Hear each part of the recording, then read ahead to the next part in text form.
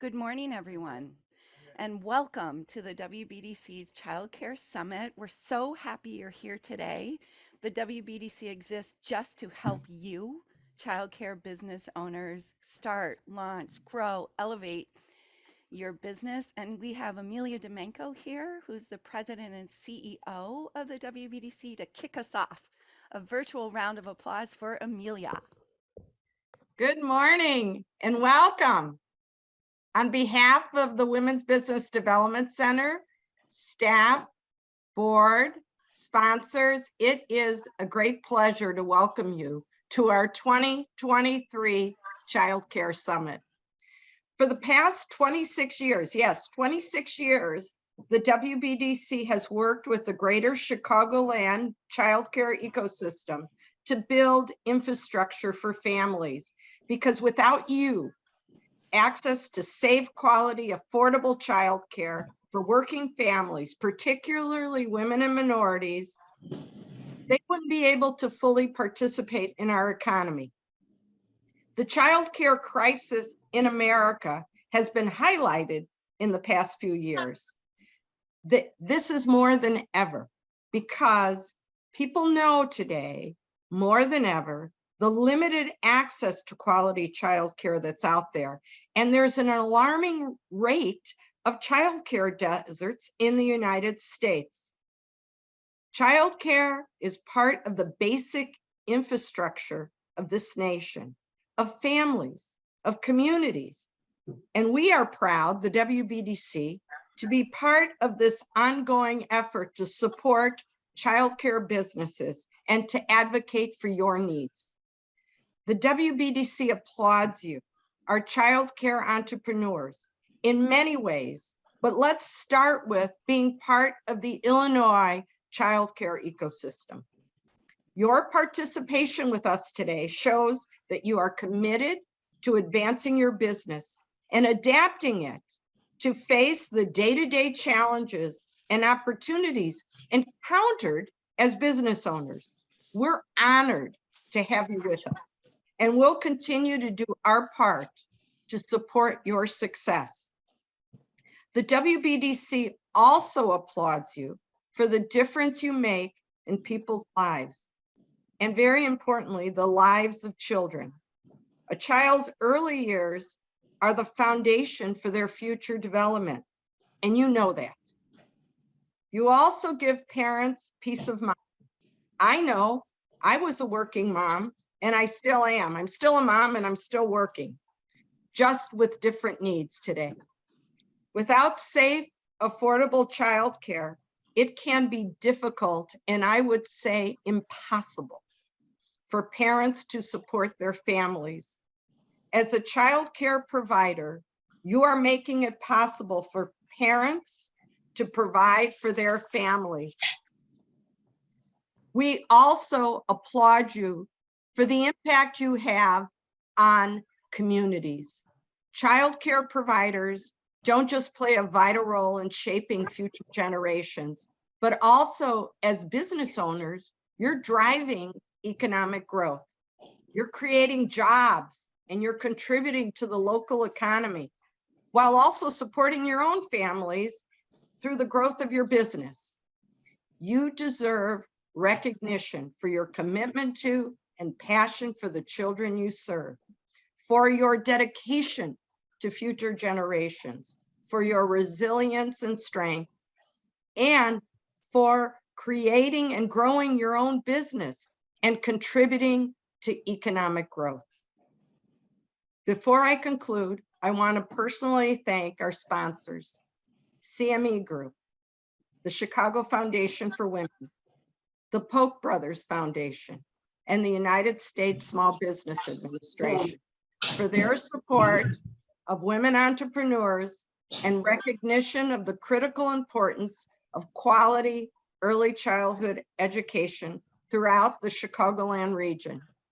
And a special thanks to all of our valued partners in the childcare ecosystem who help promote the event and for being such great resources for childcare business owners. Now, it is my great pleasure to introduce our next speaker, who has spoken at every one of our summits over the years. That speaker is none other than Toni Preckwinkle. You know her as the Cook County Board President. You should also know that she taught high school, oh my God, teenagers, for many years, and she is keenly vested in your success. Please join me in giving a big virtual round of applause for President Toni Preckwinkle.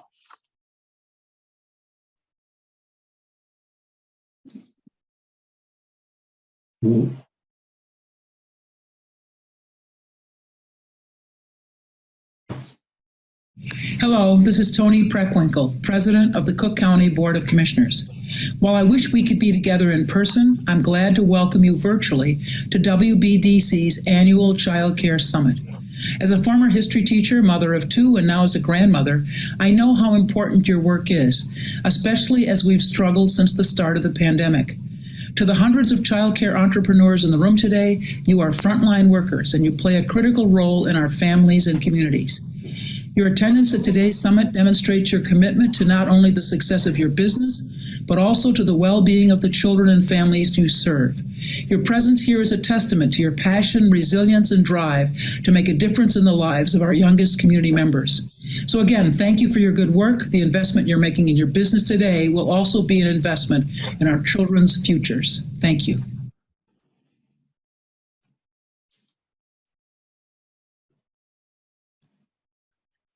Good morning, everyone. Thank you, Toni, for your inspiring words and unwavering support for early childhood education. Welcome, everyone, again. My name is Blanca Bertier, and I'm the Managing Director for Entrepreneurial Services at the WBDC. We are so excited that you're able to join us today, and we thank you for the time to show up for yourselves. I would like to ask a question today for all of us.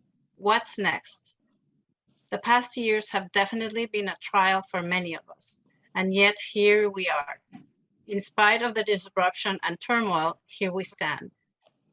You stand here with lessons learned, challenges overcome, and with a new understanding what you are capable of doing.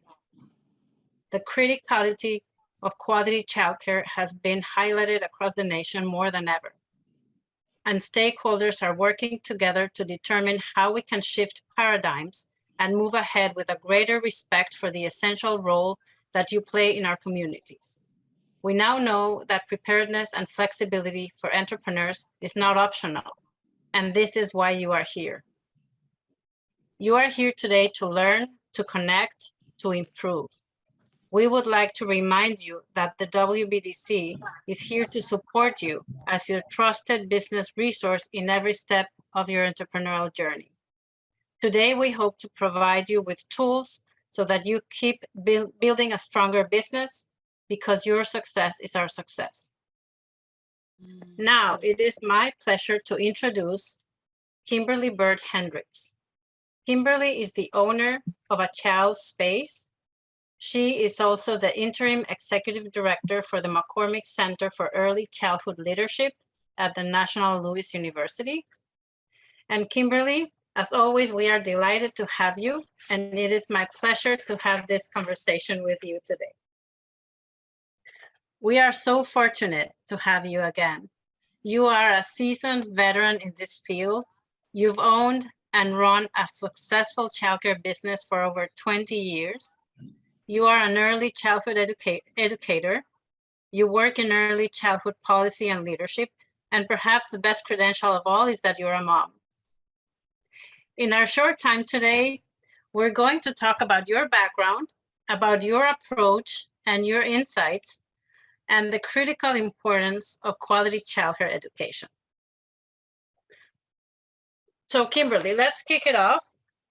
And I hope everyone is settled with a coffee and on for a great conversation.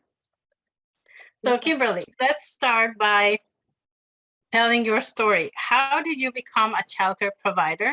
And tell us what inspired you. Yeah, well, first of all, thank you so much for the introduction. And I want to just welcome everyone that's here today on an early Saturday, beautiful Saturday morning if you're in Chicago. I'm also very much looking forward to this conversation with you. It's always great to connect with the WBDC. I actually started, my business with help from the WBDC 21 years ago. So it's really, again, just always a pleasure to be here. So many things I'd have to say have inspired me over the years, but I really got my start in the childcare business as I was a preschool. I was a kindergarten teacher, but I was a kindergarten teacher by accident, if there was any such thing as an accident. I was actually preparing to go to law school and was studying for the LSAT over the summer. And my dad informed me that I needed to have a job until I went to law school. And so I reconnected with my former principal from the grammar school that I attended in my neighborhood growing up. And she said, well, let's bring you in as a day-to-day substitute teacher.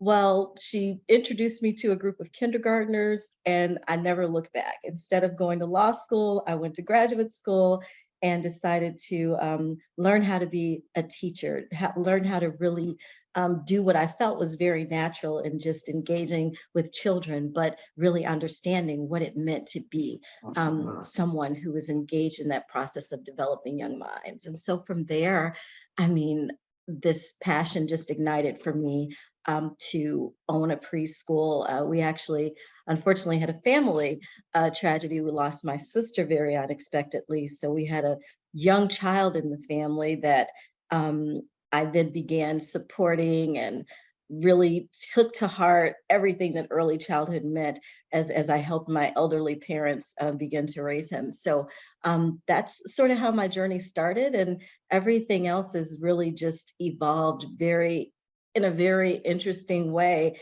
The dots have connected, but always with children at the center, at the heart of my passion and my why for providing amazing experiences for children to grow and learn. Yes. Oh, thank you. That's a great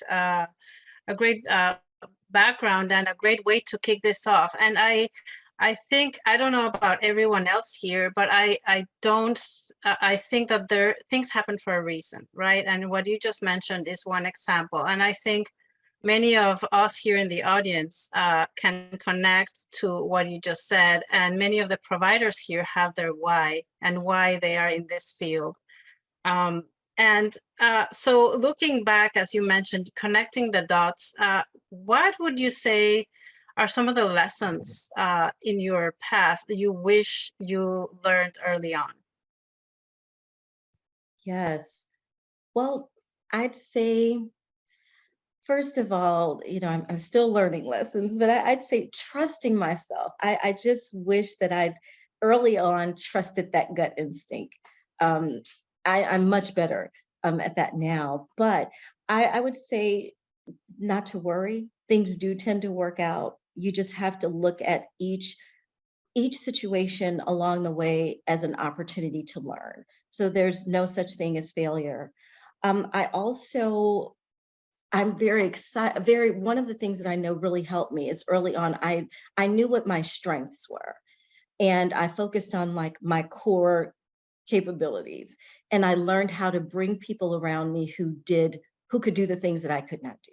And so those were things that I'm actually happy that I learned early on, because I think now as I sit here 21 years later, I know that I don't sit here because I was so amazing, but really the truth is I had really amazing people around me who were able to support me and kind of be my tribe, my community, to help me build my business, because we don't build businesses alone. We're not islands. We have people, that are there. We need people, and we have to build bridges. And so, for me, that has been a definite blessing for me, and something that I know has contributed to the impact that I've been able to make, and that we've been able to make through the school. Yes, thank you. And I love some words that you just said. I love the positivity and the energy, and I love, the words are the core strength, the learning, right? And I think that's why most of our attendees are here today. And if anything, the pandemic has taught everyone that we need to be flexible and that we need to learn. And to uncover the strengths, right? Because our childcare providers that are here today are resilient, are persevering, and are moving forward. And I think you just explained some of those assets here. So, I mean, this is related to the previous question, but what would you say helped you most? What would you say helped you most along your journey? You said, leaning on your tribe, uh, leaning on your strengths. So, what helped you the most, would you say? Yes, I would say it was the people along the way on the journey. It's always about people. As I said, we can't do this alone. It truly, not to be cliche-ish, but it takes a village. It really does. And so I'd say it's the people along the way that have really helped me, to move forward. I also think that there's something to be said about being flexible, and being nimble. This whole experience of the pandemic, if we don't know that we're amazing, we have to know that we're amazing, because what childcare providers did during this time is we really demonstrated that what we knew all the time. We've always known we were essential, right? But I think that we proved a lot of things to ourselves, and many of us pivoted, and we discovered skills and assets within our own communities and within our own staff communities that maybe we weren't fully aware of. So I think that, it's been helpful along the journey for me to remain nimble, to be flexible, to be very clear about my why, but also to understand that there are times when you shift because of the needs that are presenting.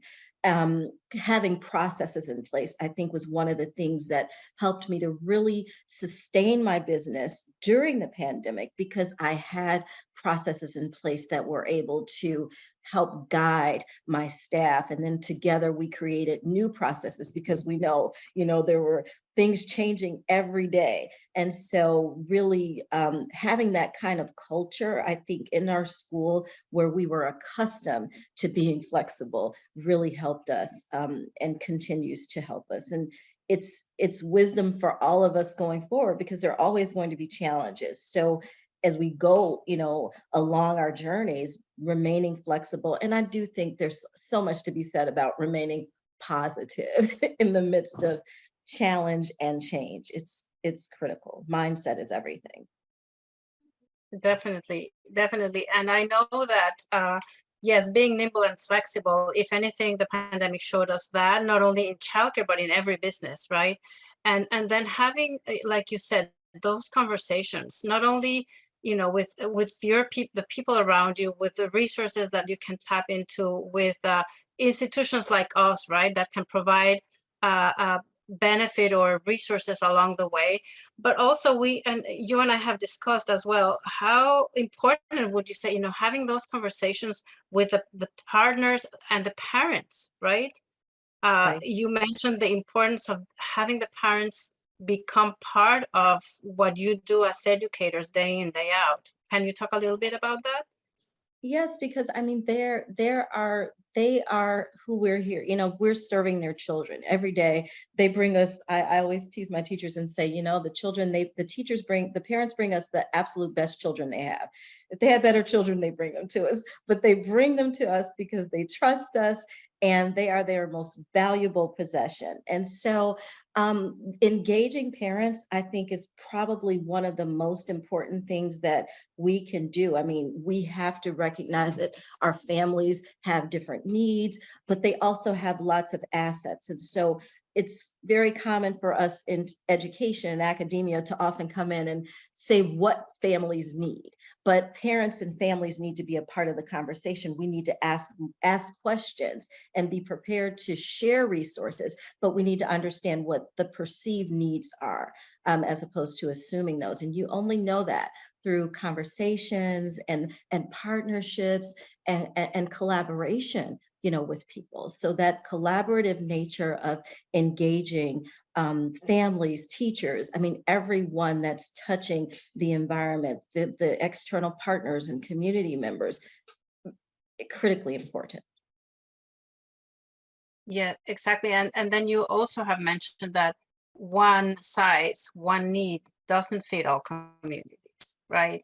And that's why it's critical to have those conversations to uncover the specific needs of the communities that you serve, the parents that you serve, and the families that you serve. Yes. And what have been your guiding principles? I know you are a very positive, extremely positive person, but can you talk to us about have been your guiding principles as an early childhood education entrepreneur? And what are they now if they have changed? Yeah, from the very beginning, my goal was to create my motto and was to create happy places for children to grow and learn. And so for me, that meant, making sure the environment was joy-filled, with loving, nurturing teachers. I understood that meant that we had to be equipped and prepared to recognize that all of our children are coming to us with different needs. And so having that focus on every child while still staying focused on the overall vision of the work that we're doing. And so for me, focusing on the children was a very important aspect. But as I grew as a leader, that focus shifted also to focusing on my team and my staff and recognizing that this needs to be a happy place to grow and learn for the staff as well. It's not just about the children having that kind of space. And so I really think my business grew in many ways when I really started incorporating that philosophy into making sure that my team was also as fulfilled and growing and learning and contributing and really feeling good about their work and being able to identify where are areas where you want to grow. What are things that you want to do? I have job descriptions, but I then once people start doing the work, you recognize there's so much talent. This is something I'm learning, here at the McCormick Center with a staff of over 75, that there's just so much talent among people. And when you start having conversations with people about what they do well, what their passions are, what their interests are, what their visions are, as a leader, we can really take our organizations to a new level, because when we embrace the talent that's among us, the possibilities become endless and limitless. So those things have been, my guiding principles. The other thing I would say is simple kindness. Nobody likes to say words like kindness and love and play. They don't like to say those things, but I think embracing, how important it is just to recognize that people are people, everybody has interests and needs, and it's important to give people voice. I think we can have a whole summit about what you just said, because it's really, we have these conversations about policy, right? About the needs, about the funding, about the communities. But ultimately, as you say, we are dealing with children. And you are dealing with children, you are dealing with families, you are dealing with your staff that's day in, day out dealing with those children. And it's a micro world, right? It's a microcosm that is a world apart from all the conversations above that. And I think that you just touched on a very critical aspect that all our attendees here will connect with, which is staff and the importance of having quality staff, trained staff, but most of all, happy staff. And because the task that you do, the work that you do every day is not an easy one, and it's not one that anyone can do or anyone wants to do, right? So I think that those words should go on this chat and on the report and everyone, kindness and taking care of oneself and taking care of your staff, besides taking care of children. I think this is wonderful. Thank you. And talking about all of this, and I know that we will have those conversations in depth in some of our panels later today about staffing, about operations, about the processes that you mentioned. How do you see the future of childcare after all that we've lived and after the advocacy and the policies that you've been involved with, Coach, can you hear me? what does it look like from your perspective? Well, I'll say that it looks promising, but we've got a huge task ahead in terms of the work that we need to do to make sure that there is equity in terms of pay for teachers, educators, home care providers, daycare centers. I mean, we do really have to recognize that while we're all the children are we make an investment in teachers, and that investment and that return shows up in so many ways, including the children. But it shows up with our teachers. It shows up with our communities. And so we really have to shift, the investment and the focus to making sure that we're addressing those issues around, pay equity for educators. And it's an issue from preschool to higher ed. I mean, it exists across the board. And so I think that's one of the things that if we recognize it looks promising, but we have to make the investments. We have to make the workforce investments. We have to create the educational opportunities. And that's one of the things that, I'm excited about, seeing the partnerships that are happening in education to create pathways for learning for teachers and staff and people at different levels of the childcare chain, if you will. So having opportunities so that quality, we don't want cookie cutter approaches, but at the same time, quality shouldn't look different in Inglewood than it does in South Loop.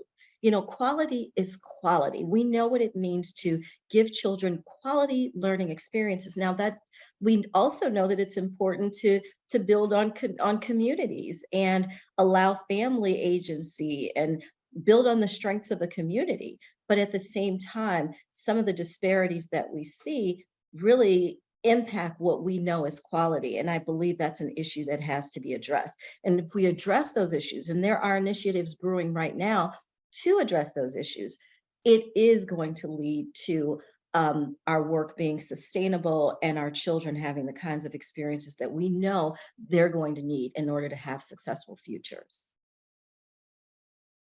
So you see that what's going on right now is it has a positive path, a positive direction, because it is critical. Yeah, I believe that it does. I just think we have to stay focused though, because there's a lot of noise. There's a lot of noise, right? And a lot of distractions that are out there. So we can't get caught in the politics, as I think the superpower of early childhood educators is that we do really know how to look beyond, because we deal with children, we potty train people. So we understand on a very basic level that there are just some things that you have to kind of forge your way through. So I think we're positioned to be able to do that and to block out the noise and to really focus in, on those little ones. Some of it is just really so basic. It's really just about engaging. It's about creating that safe space, a place of belonging for everyone in your community. And you mentioned something earlier that is also so critical, that self-care piece, because as educators, we tend to take care of everybody else. So while all of these promising opportunities in the future of childcare, it's evolving, technology is doing amazing things, there's funding coming from different sources, we also need to remember that self-care piece and that social emotional piece for everybody in our environment, from children to the staff, and even to some of our external vendors. It's really an important, it is such a big puzzle.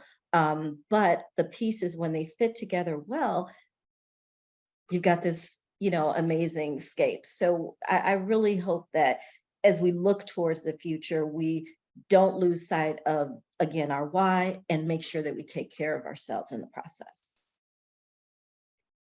Yes, I was going to ask you, what are your parting advice or some words for providers, but I think you just mentioned two critical pieces, right? Not losing focus, staying on your why, right? Remembering your why always, and taking care of yourselves, taking care and wellness is, was highlighted during the pandemic. We cannot mentioned, we had conversations with all types of entrepreneurs, and we could sense the stress, and we could sense the desperation, and we could sense the need for self-care. And like you mentioned, you deal with little ones every day, which is not easy. And who takes care of yourselves? You need to take care of yourself. So that's a big piece, and that has surfaced as well during the pandemic. We have an open-ended conversation here. I don't have any more particular questions for you. So any other advice or any other words that you would like to share with our audience today? Well, a couple of things, just really also to connect to what you've just said. You talked about how we take care of others, and it's so ironic that during the pandemic we were all wearing masks, right? But long before that, if you ever boarded an airplane and you listened to the instructions that they gave you, they always said, put your mask on first. If you're working with a young child, put your mask on first. And I think that's such an interesting way to even think about our work as educators. That applies when you're on the plane, and that applies when you are in your daily work. Put your mask on first. Take care of yourself so that then you are able to take care of others.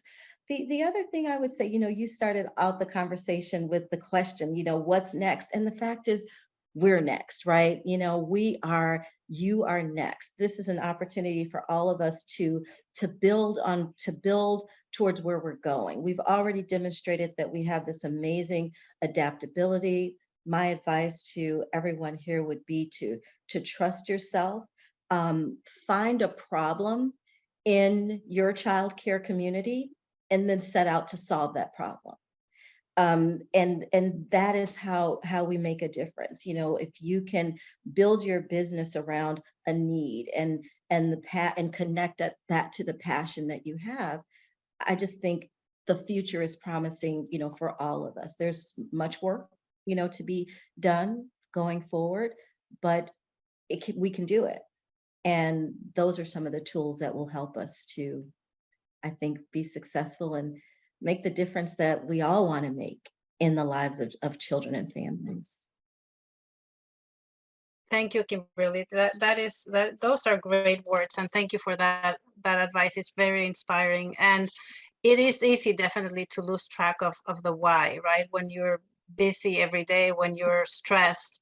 However, I think all our providers here maybe just need to take a look at the little ones to remember their why. And you have this passion for early education, and we've talked about quality. And I think that it's not only about taking care of the little ones, it's much more than that, because you have an impact on those little ones, and you have an impact on those minds. And you are a passionate advocate for this, not only for some hours for helping parents taking care of their kids, but it goes beyond that, right? For sure.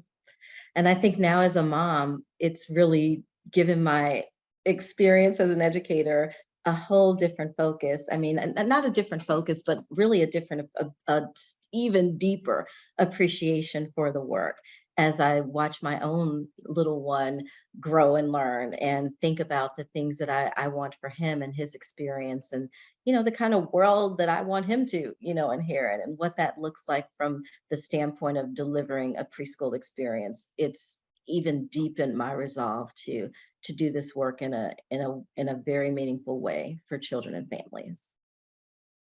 Wonderful. Thank you so much. And it was great to have you. Thank you for those wonderful insights. I am sure that your journey has been inspirational for many of our attendees. And as you mentioned, it is always important to remember the why in everything that we do.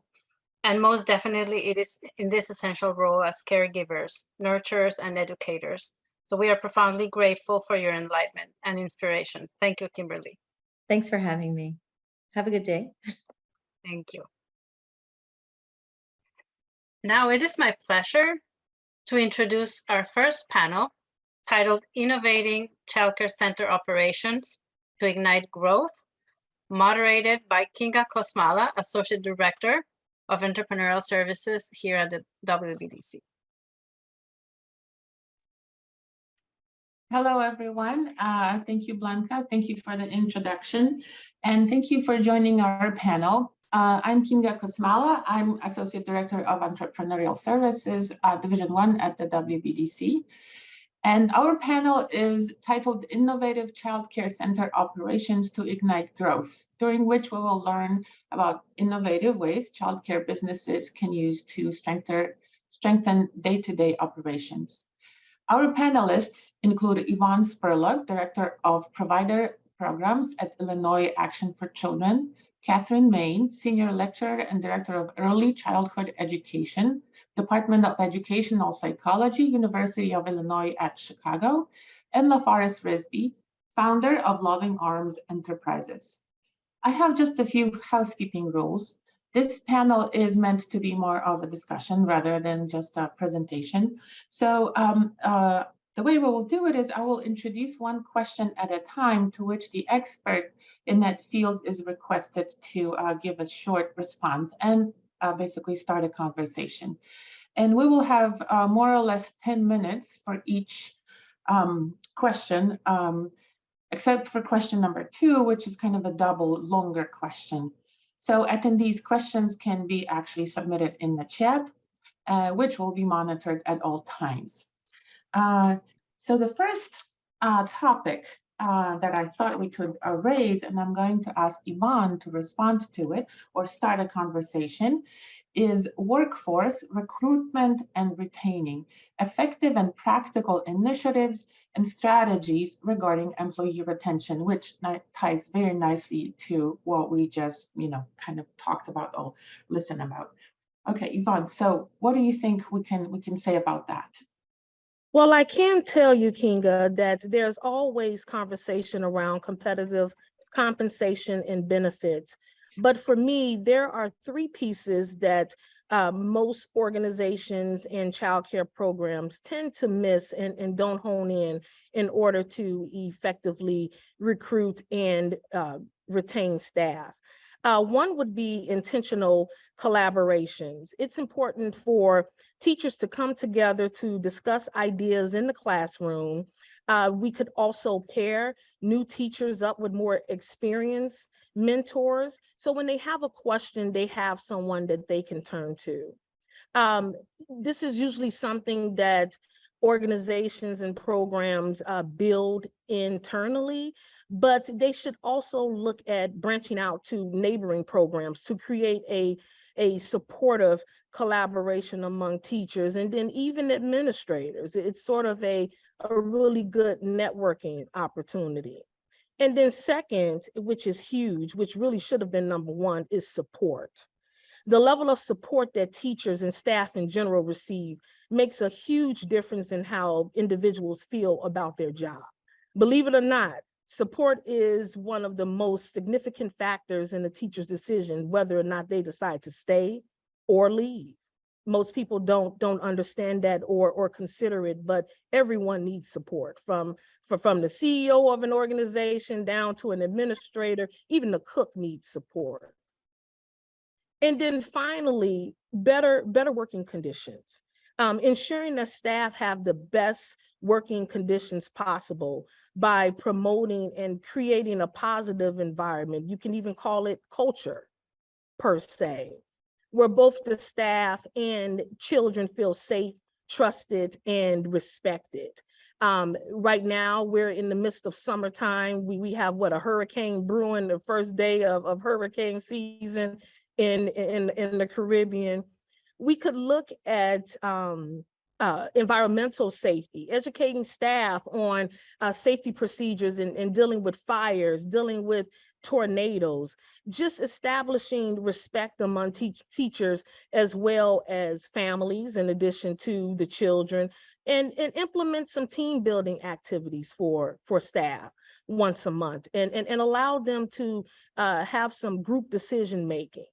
It's just not all about compensation and benefits. It's how staff are supported, how staff actually can be the best at who they are within this field and during these troublesome times.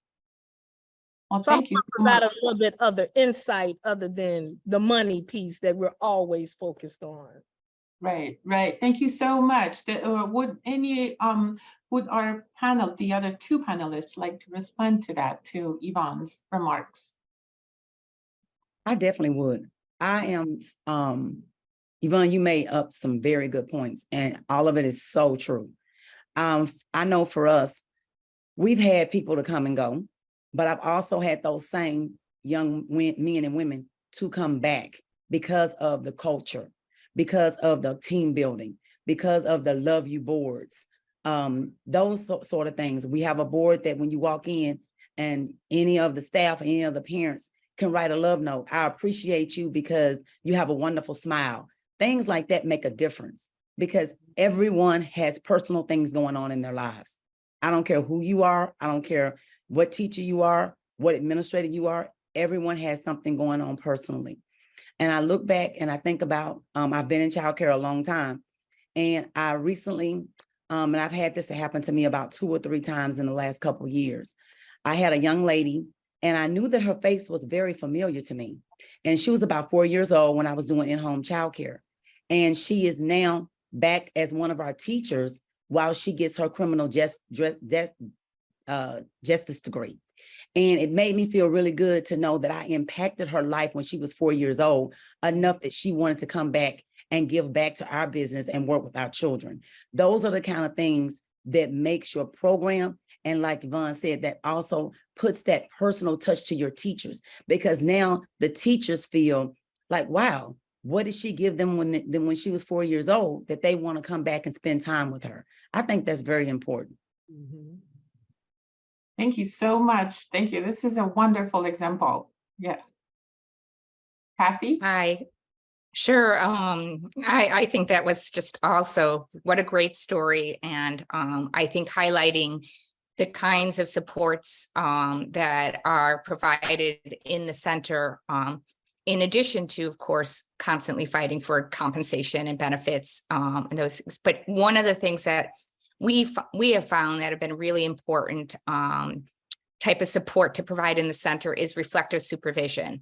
And reflective supervision is a type of mentoring, coaching, guiding that really attends to the emotional toll that sometimes working with young children and their families takes on. And it has a lot of features to it that are important when it's practiced carefully. Like there's regularity, like you know that once a week or every other week, you're always going to have this meeting. It doesn't tend to have a set agenda. It has space for just a little bit of downtime, a reflection, just like the word says, reflective supervision. It's a two-way street between the mentor or the manager or the director or the coach and the teacher. And it is an important structure to consider including in your culture and in your environment, so that teachers are getting that support that they need to do the incredible work that they do, so that the 4-year-olds will return to the center as adults to come work there. You know, that is such a wonderful story. So to add that piece to you. Thank you so much. These are really wonderful remarks, and thank you so much for them. This is great guidance and a great way to help us remember about all of these aspects. I would like to maybe, if you guys are okay with that, move to our next topic. Oh, I'm afraid we lost Yvonne. Maybe she can log back in. But our next topic, and I'm actually directing it at LaForest, is national and state level programs and initiatives aimed at assisting with running day-to-day operations, as well as finding staffing and incentives offered to the staff. So not an easy topic, but maybe we can talk about it. Yes, advocacy is very, very important. You need to know what's going on in your county, in your city, in your state levels, national levels. You start, I know we're all busy, especially if we're home-based providers. We are the janitor, the cook, the parent association. We are talking to the parents. We're making the lesson plans. We are so busy, but we have to take that time to speak with our local officials because they're taking information to the state. they're taking it to the national level. And we want our senators and our congressmen to know what's affecting us and what's impacting our business. That's totally important. Start with your local agencies where they have a voice for you. Become part of these different organizations. And some of those, no, you may not be able to get out and get to the meetings, but now virtually, they're doing a lot of things virtually. And we need to make sure that we try to stay a part of those activities so we know what's coming down the pipeline.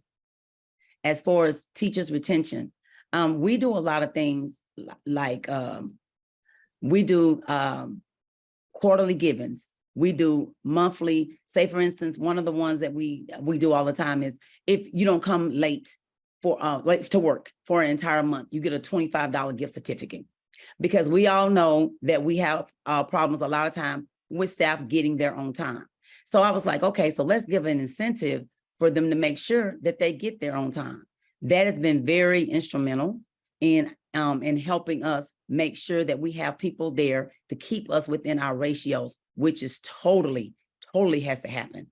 And so we also give away yearly vacations, like 3 days to Branson or a 2-day weekend to Vegas. Now you do have to meet certain criteria. We have a quarterly, you have to meet certain things within 2 quarters of the 4 quarters in order to be able to do that. So if all 25 members of your staff meet those for the whole time for 2 out of the 4 quarters, then everybody goes. Now, does that mean everybody goes at the same time?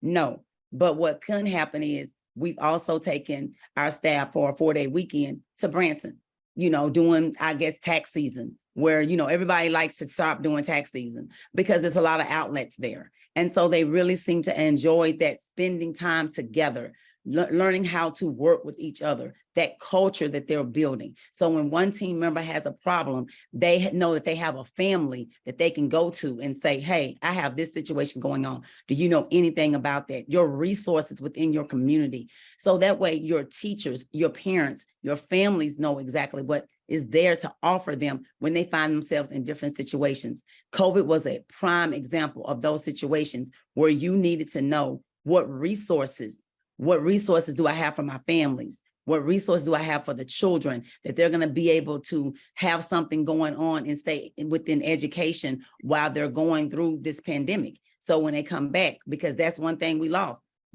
We lost almost an entire generation of children when the pandemic was going on. So the more you could do and the more that you can do now to help those parents, assist those parents in those things is wonderful. But advocacy and knowing who is in charge of what, knowing your county commissioners, your city commissioners, your mayors, making sure that you do those coffees when they have those legislation coffees, making sure that you're there so they can hear your voice. Absolutely. These are crucial things. Do you, Yvonne and Kathy, do you have anything to add to this? These are wonderful insights. I will just add a comment about advocacy, and just from an example that just happened here in our state of Illinois. The governor's initiative, Smart Start, which is a huge initiative and investment in early childhood care and education. I think it moved and got over the top and got funding from the legislature because of folks like you who went down to Springfield. I was down there that day and I was able to share some statistics and some data and not so interesting stuff. But it was the folks like you who are sharing your stories of the real work that you do day in and day out that I think is so important for our legislators to hear and to understand and see the human face of the work. And it actually, makes a difference. And we now have a $250 million investment over the next 3 years in early childhood care and education in the state of Illinois. And I do honestly think it was your voices that did that. Yes, and thank you for, go ahead, Yvonne, please. Yes, I just wanted to add to Catherine's piece on Smart Start, because we're very excited to have Smart Start here in the state of Illinois. And then even for programs that are looking for funding, Smart Start will transition licensed childcare programs, homes, and centers from the Strengthen and Grow childcare grants that we've had over the past year. Smart Start itself will provide stable and predictable funding in order to improve quality and also to support the workforce. The funding amounts are within the same ballpark as Strengthen and Grow grants previously. But one piece that is very key for this particular grant is that 75% of the funds must be spent on enhanced personnel, which is what we're talking about right now, attracting and retaining qualified staff and making sure that your workforce recruitment is robust. Round one applications will be available on July 3rd, so everyone should mark their calendars for that. And knowing that the grant will open up on July 3rd, it will close for round one on July 31st to give people the opportunity to apply for these funds. The second piece that's huge that's happening right now is the FY24 Early Childhood Block Grant request for proposal to help existing preschools grow, new programs get up and running, preschool for all expansion, prevention initiative, and there's also a priority list of preschool deserts. LaFerris, you talked about where are the children, right? We don't know where the children are. We assume that they are at home or with grandma, aunt, uncle, but we really don't know where they are. And there's a huge, especially within Cook County, but across the state, preschool deserts. So that proposal is out. It's going to be due June 14th, no later than 4 p.m. Our Birth to 5 Illinois regional team is providing support around the grant, basic technical assistance. They are not able to assist programs with writing for the grant, but can refer individuals to some support where they can get grant writing assistance. So we're doing some really good things here in Illinois, offering some funding streams to programs. And really, I want to end with working more closely with our licensed home providers, because they're oftentimes forgotten or at the bottom of the branch, we would so-called say. We want to make sure, Illinois Action for Children would like to make sure that family child care providers are supported around this, because in order to apply for these federal and state funds, you need to be a legitimate business, meaning you're operating as a business, you're not commingling funds, you have a business checking account, you're not paying personal bills that you receive out of your business checking. Funding is always separate. You have either a corporation or LLC. You're filing your taxes correctly. We want to make sure that providers are supported around that so that they are eligible to apply and receive these funds. So that's all that I have right now, Kinga, but if anyone is interested, just reach out to Illinois Action and we can help you support. We can help support you through these efforts. Thank you so much, Yvonne. This is absolutely wonderful. Thank you so much for sharing that. And I can see that there are a lot of questions in the chat. We will have a town hall because we're not taking questions right now, not to spend time on answering these questions, but we will have a town hall at the end of the summit where everyone is welcome, and we will try to answer the questions as best as we can. And also all of the contact information for our panelists is listed on the Summit Landing website.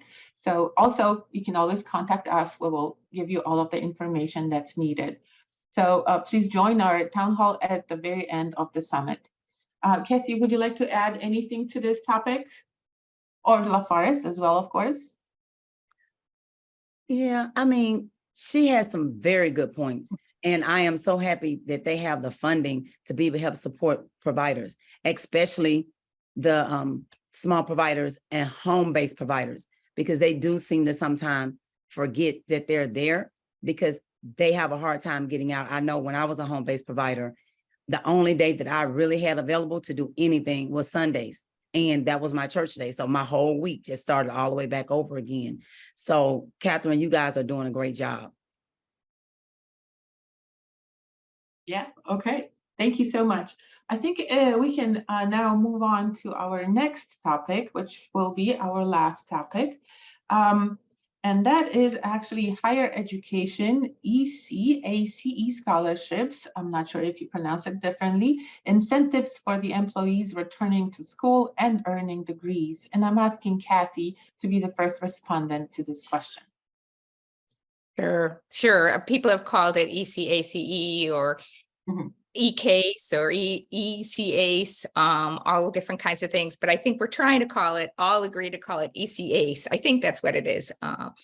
But ECACE is the Early Childhood Access Consortium for Equity, and it is both legislation and a scholarship in the state of Illinois. And from the higher education perspective, the legislation is really quite powerful with regard to how we've had to change our programs to make sure that members of the incumbent early childhood workforce have access and opportunity to return to school.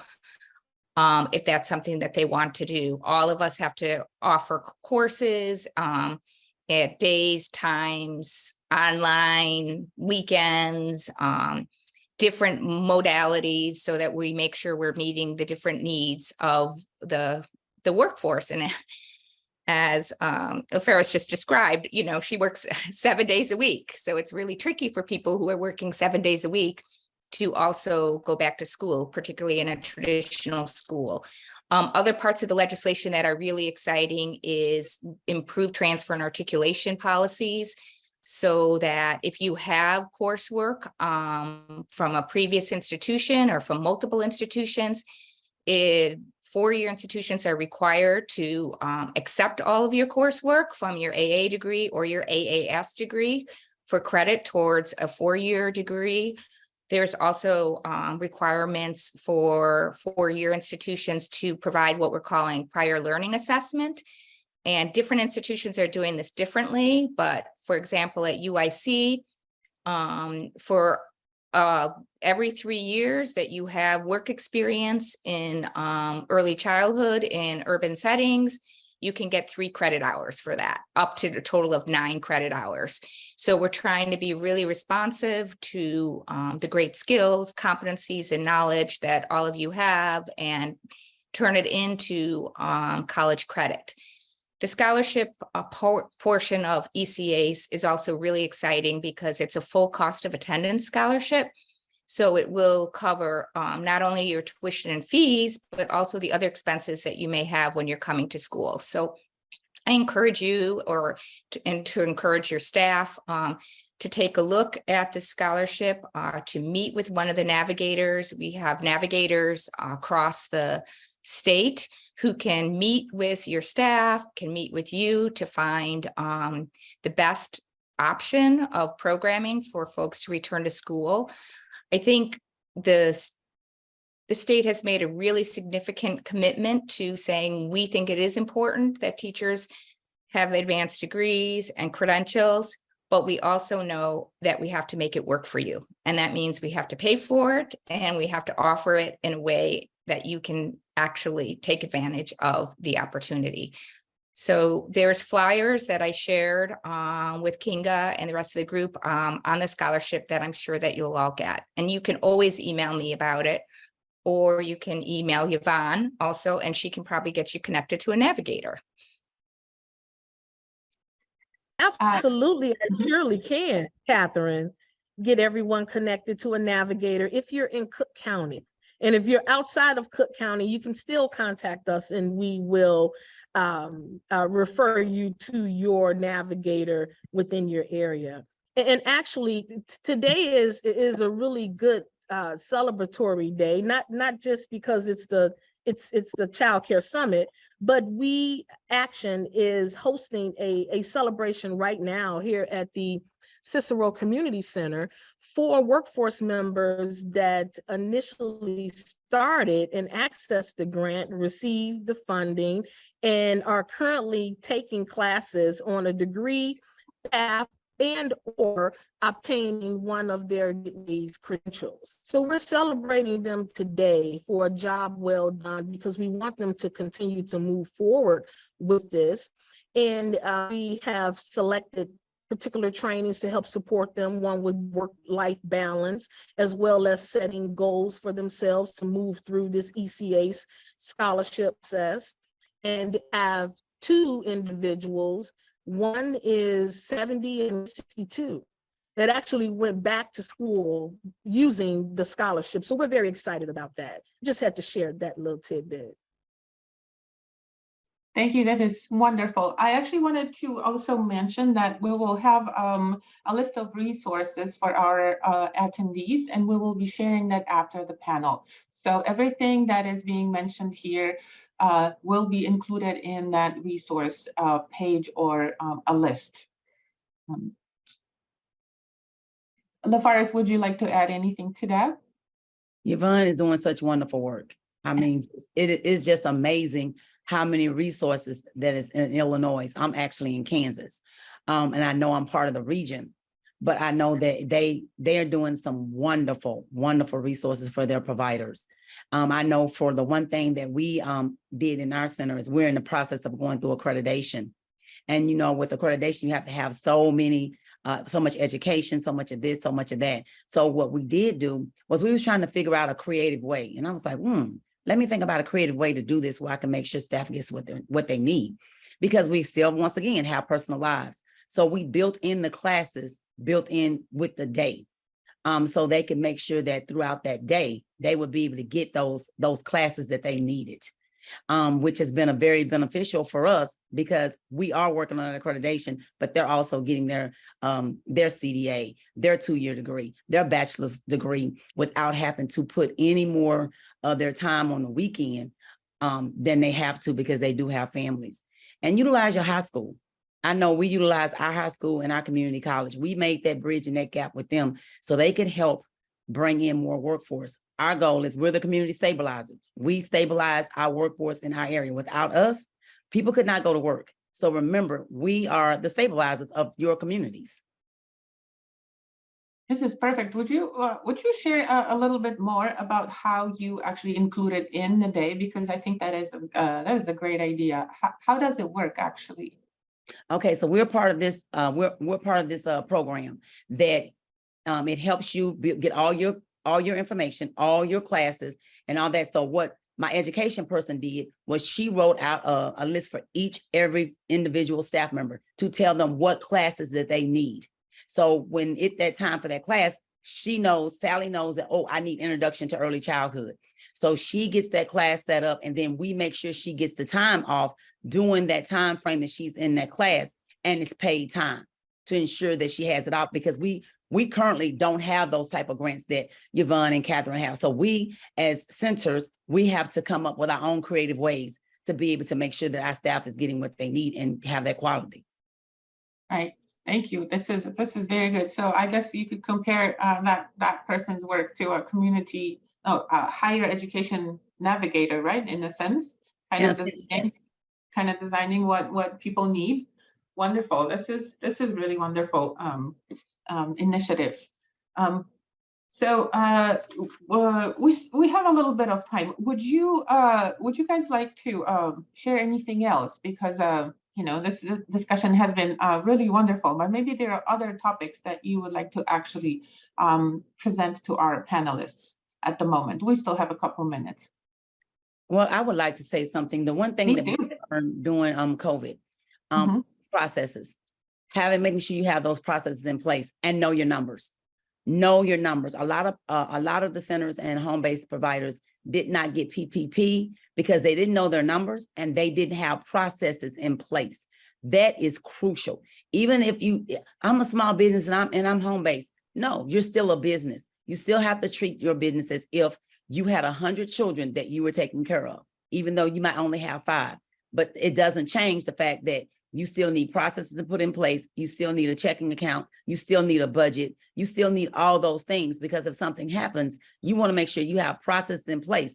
And if you need somebody to come in and operate your business, you already have processes in place. So all they have to do is follow those processes. But knowing your numbers is crucial. Knowing how much you make, knowing how to read those profit and loss statements, knowing how much money you're spending on, say you're spending too much money on insurance, you're spending less money on entertainment and taking teachers, doing something for teachers. You need to know what's percentage that you're spending each and every dollar on, so you can have your hands on the pulse at all times.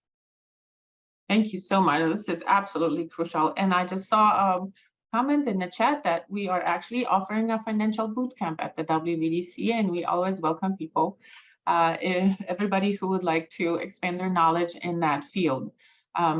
So Kathy and Yvonne, would you like to share anything at the end of our panel? I do, and I actually want to piggyback on what LaFerris just said about business operations. In order to apply for the Smart Start grant, this is a federal funded grant, so you need a unique identifier code in order to apply.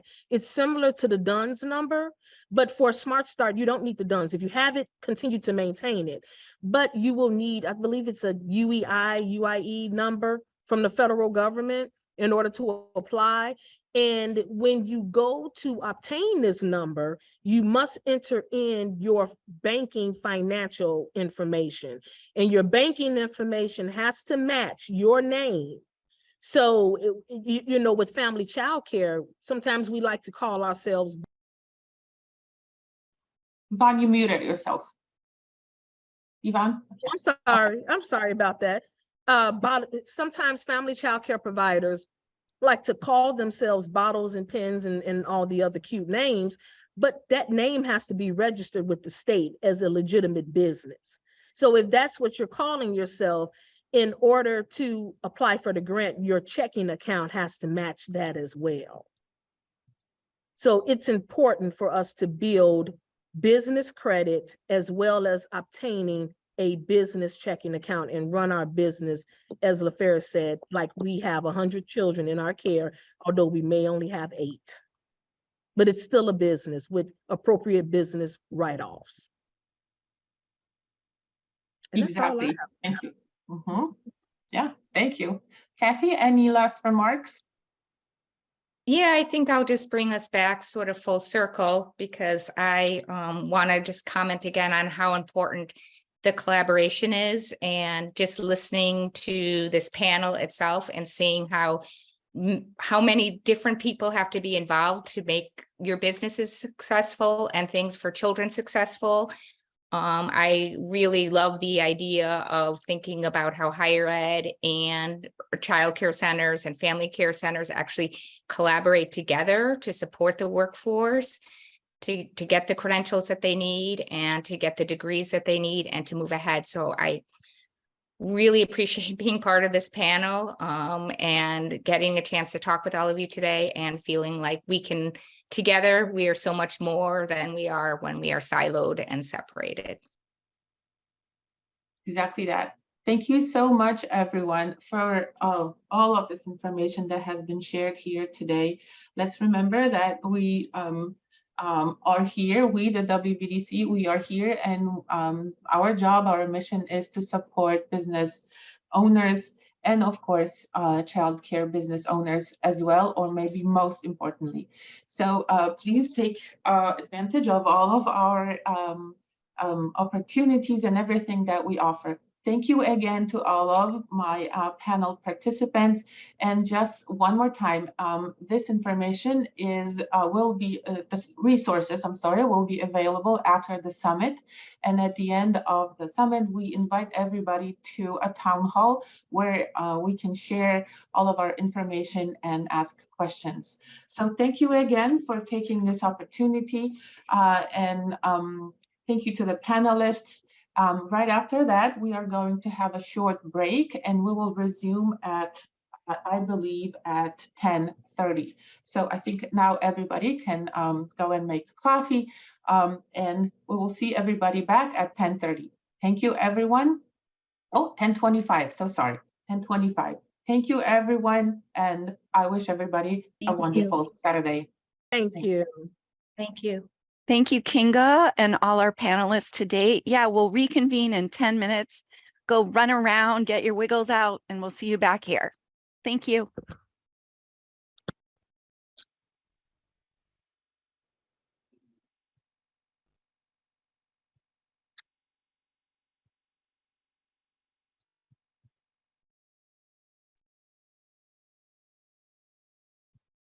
Welcome back, everyone.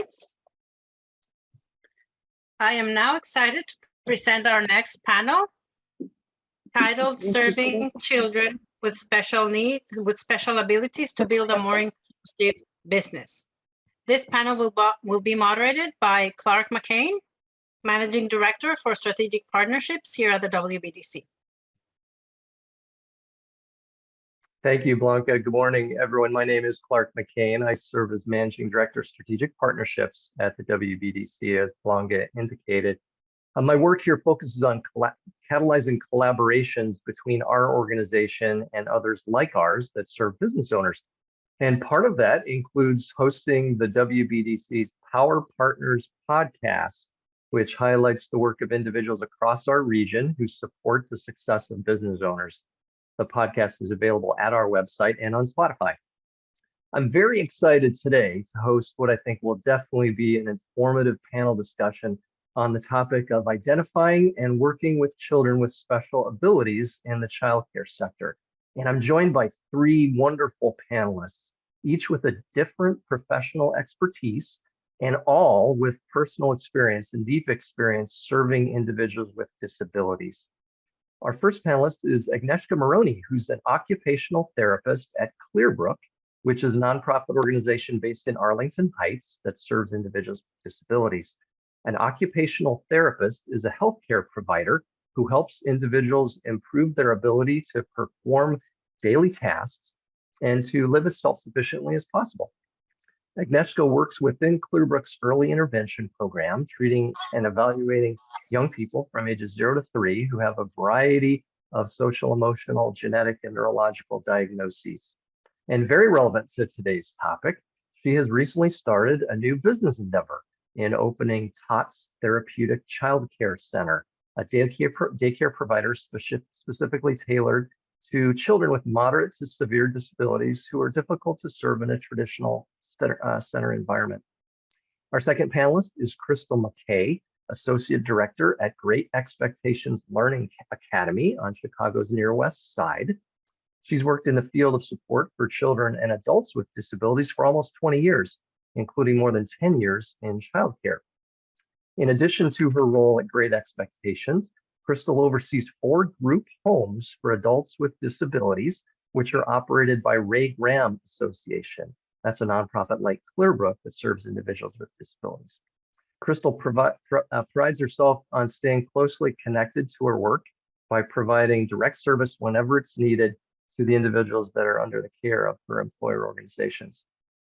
Finally, Casey Ornelas is Senior Director of Programs at Orchard Village in Skokie. And Orchard Village, again, another nonprofit that specifically serves individuals with disabilities.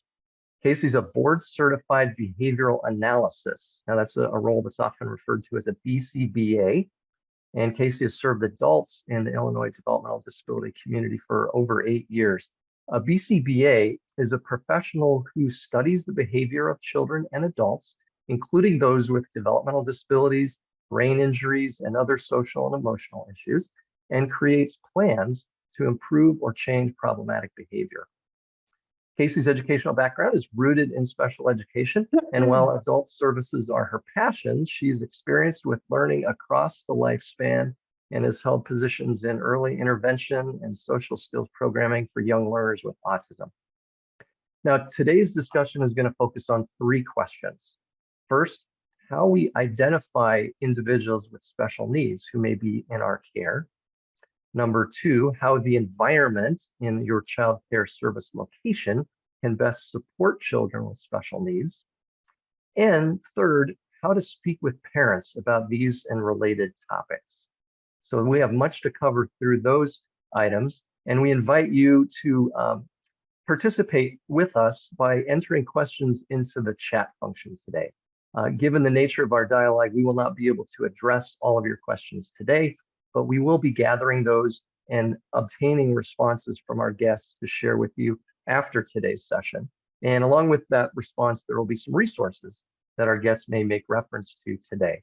So I'm really excited to welcome our panel. Thank you very much for taking time to be with us today at the Childcare Summit. And let's begin with our first question, which I'd like to pose initially to Agnieszka, but then we'll open it up to others. What are things we might observe about a child in our care that indicates to us that he or she may have special needs? Absolutely, thank you. I think one of the most overlooked things that we see are what I call an invisible disability. You know, when we think of a disability, we think of feeding tubes and wheelchairs and all this adaptive equipment, but there are children who have a lot going on that we just don't see on the outside, and it manifests itself as behaviors. And that's primarily stemmed from sensory processing concerns. Some kids are overwhelmed and it's just too much for them, so they get overstimulated. Everything's too loud, too bright, too fast. Or we have the opposite, where kids are not getting enough stimulation, so they themselves are trying to keep themselves stimulated by moving around and touching everything and things like that. And what we see is we see aggression, we see biting, we see hitting. These are the kids who are kind of responding to what's going on in their environment with that fight or flight response. You know, they're doing their best to manage everything, and it's just either too much or too little.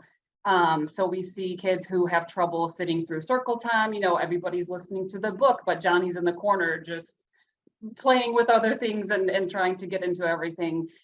We particularly see concerns around transition time. Everybody's lining up for class, and then we have a little kid who's, you know, staying behind or hiding under a table or melting down or refusing to go. Picky eating is a very common one too. That's very much often a sensory concern. Trouble participating. Sometimes if a whole class is singing and dancing and you have the one child that's kind of standing back and looking and observing, they're not quite ready to jump in because it's just too much. And a lot of these behaviors are often, not always, but often accompanied by a speech delay. So if you see a speech concern along with some of these other behaviors, that's usually your clue that there might be something more going on. I do have a handout that I shared, and I believe it's shared with everybody, about more specific examples. There's a whole list of examples that'll kind of manifest themselves in the different senses. But these are probably the most common that I've seen, because I do have some of my sessions in daycare centers, and so I see a lot of these kind of in action. Very good. Thank you, Agnieszka. Casey, would you like to contribute to our discussion of this topic? Sure. I think everything that Agnieszka was talking about is absolutely true. And there are so many different varieties of needs that emerge for young learners. Coming from my background with autism and behavioral supports, I tend to lean and think towards autism spectrum disorder, which is pretty prevalent and is worth noting. And a lot of the features that might come up fit into a lot of the sensory processing needs that Agnieszka was talking about as well. And when we're thinking about ASD, I kind of break it down into the three categories of that diagnosis, but these can go across many learning variances. So I think about communication deficits, any sort of social needs that emerge that are atypical, and then stereotyped patterns of behavior. So I'm thinking about communication, like Agnieszka was saying, there might be something where they're not speaking as well as their peers, or we might see response selectivity vary from like not noticing their name versus other names, or totally toning out responses to their name in general. Children might be struggling with the need, like they need to tell you something, they have a hard time expressing that, and you might see some of those challenging behaviors pop out there. So those are all things to be looking for. Socially, children may look more distracted than their peers, or prefer to play alone, or seem to like tune people out. Those are definitely things to be looking out for, to notice. And in the stereotype patterns of behavior, children who have difficulty switching gears when it's time for that transition, like was spoken to before, or if there's preferred play routines that are just a little atypical, that children have a hard time pulling away from the routine, or it's a really intense interest that shuts out other interest areas that we might see other kids float between different topic areas. So I just like to think about those as well.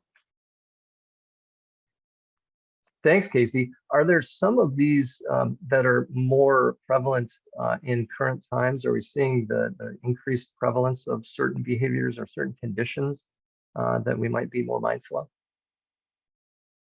I know I'll for offer that. me, the lack of sensory stimulation for a lot of kids coming out of the pandemic has been part of it. Sometimes it's a very temporary season that the kids just kind of need to adjust to that social environment all over again. And then I'll let Casey speak to the autism question specifically, because there's a lot of questions about the rising numbers and why is that coming, where is that coming from and all that, so. I think there's certainly a lot of environmental contributors for any learner, and same with autism. You know, in early childhood care, you aren't typically with a diagnosis yet. So it's really just considering things under that umbrella and just taking note. And by putting in procedures to kind of address it early, these are things that people can work on and, you know, maybe not have such an intense aversion to. But in terms of if there are specific things, I think the stereotype behaviors can be pretty common. I see that a lot, as well as the varied levels of communication and the struggle telling people what they want and need. Those are the biggest indicators that I see. Thanks, Casey. Crystal, did you want to weigh in on this topic before I ask another question? No, I wanted to weigh in. We talked about like just the setting up space, and I've done a lot of reading about setting up space, in the daycare for children. And the real answer is there is no exact way to set up the classroom, because there are, many different needs, many different needs. I would say to be attuned with the child, of course, and you have to go from there. Most of the time, the centers and what we find is the daycare centers and the home-based daycares, they're geared towards your typically developing children. So it's most difficult. You use what you already have. So you use your regular toys in that classroom. You allow the child to lead and keep an open mind. When I say allow the child to lead, allow them to explore, allow them to play with toys differently. Let them show you how they like to play. Everything doesn't have to be so regimented in the childcare setting. That's how we were trained. This is how you use this, and this is how you use that. But, just allow the child to lead and be open when setting up the environment during the child play, etc. Thank you, Crystal. And Casey, you were kind of indicating that I think it's not only important to observe, but also to note what you observe. Are there some practices or suggestions around how we can, track or maintain a record of behaviors? Is that a practice that's important so that we have more of a systematic understanding of what we're seeing? Yeah, I think that would be really great for childcare providers to be thinking about, whether it's just like a simple log of, this page are notes that I keep for students. This page is specifically for them in some sort of binder, where you're just putting some anecdotal information down with a date and what you're seeing. I think that can be really helpful for later conversations with families where, it may be more difficult to bring up some of these more challenging events you're seeing. And so I'd start there, but there's a whole gamut of data you can try to collect. So it can be down to scatter plots and all crazy, but I think keeping it simple and starting with just what you're seeing is great. Fantastic, thank you. Well, Crystal, you really launched us into our second topic in a beautiful way. We want to understand how we in our centers provide that best care. And you gave a great example of kind of begin really with what you have and work with, your current, tools and practices, and let kind of the child lead that. Casey, do you have some thoughts on how we really best use the space, how we think about our area There's of work? donuts in the kitchen if you want one. They're from yesterday. Yeah, I can certainly contribute there. I'm a big fan of universal design. may have heard this term. Sometimes Apple even uses it for the accessibility of their programming on tech. Basically, what universal design means, it's a wide-ranging scale of approachability that can meet the needs of a learner who's struggling with understanding the typical cues that you or I may pick up on, but it also can encompass, maybe I don't always pick up on everything perfectly. So it's something that allows all users to use a space, or learners to use a space equally, and feel confident navigating the space that you've created in your childcare program. So much like when we're driving on the road, we look for visual cues. What are we supposed to do in this area to help us navigate? We should be thinking about our classrooms or program spaces in that same manner. If we want a child to walk in and know that this is a quiet area to the left, we might have a sign that says shh, or has a picture. You might have an image of another child using that space appropriately, and then have items or cues in this space that are tangibly elicit calm behavior, like weighted blankets, fluffy things, maybe some cushions. Whereas in a play space where you want kids to be active and get rowdy, you might have music playing, which cues, in this space, we're busy, our bodies are busy, we're louder. So I think those universal steps can help you catch children who are maybe not emerging with needs on the sensory spectrum, but maybe they'll come up later. It'll help them use the space more successfully. But it also can be great for your typical learners who just maybe need a little extra coaching to know what to do. Thanks, Casey. So really dedicating certain spaces in your layout for certain activities, and really making clear labeling that those spaces are relevant to those activities. Yeah, and just being able to teach it as well. If there's something you think needs more explicit information, you can have that activity be taught first, and then have reminder schedules or checklists so they know how to use it again in the future. And I think some of our other participants can get more into those details. Fantastic. Crystal, would you like to elaborate on your comments on using the space as a Oh, practitioner? sure. Yeah, I mean, Casey, you nailed it. That's kind of how the daycare that I'm associated with is laid out.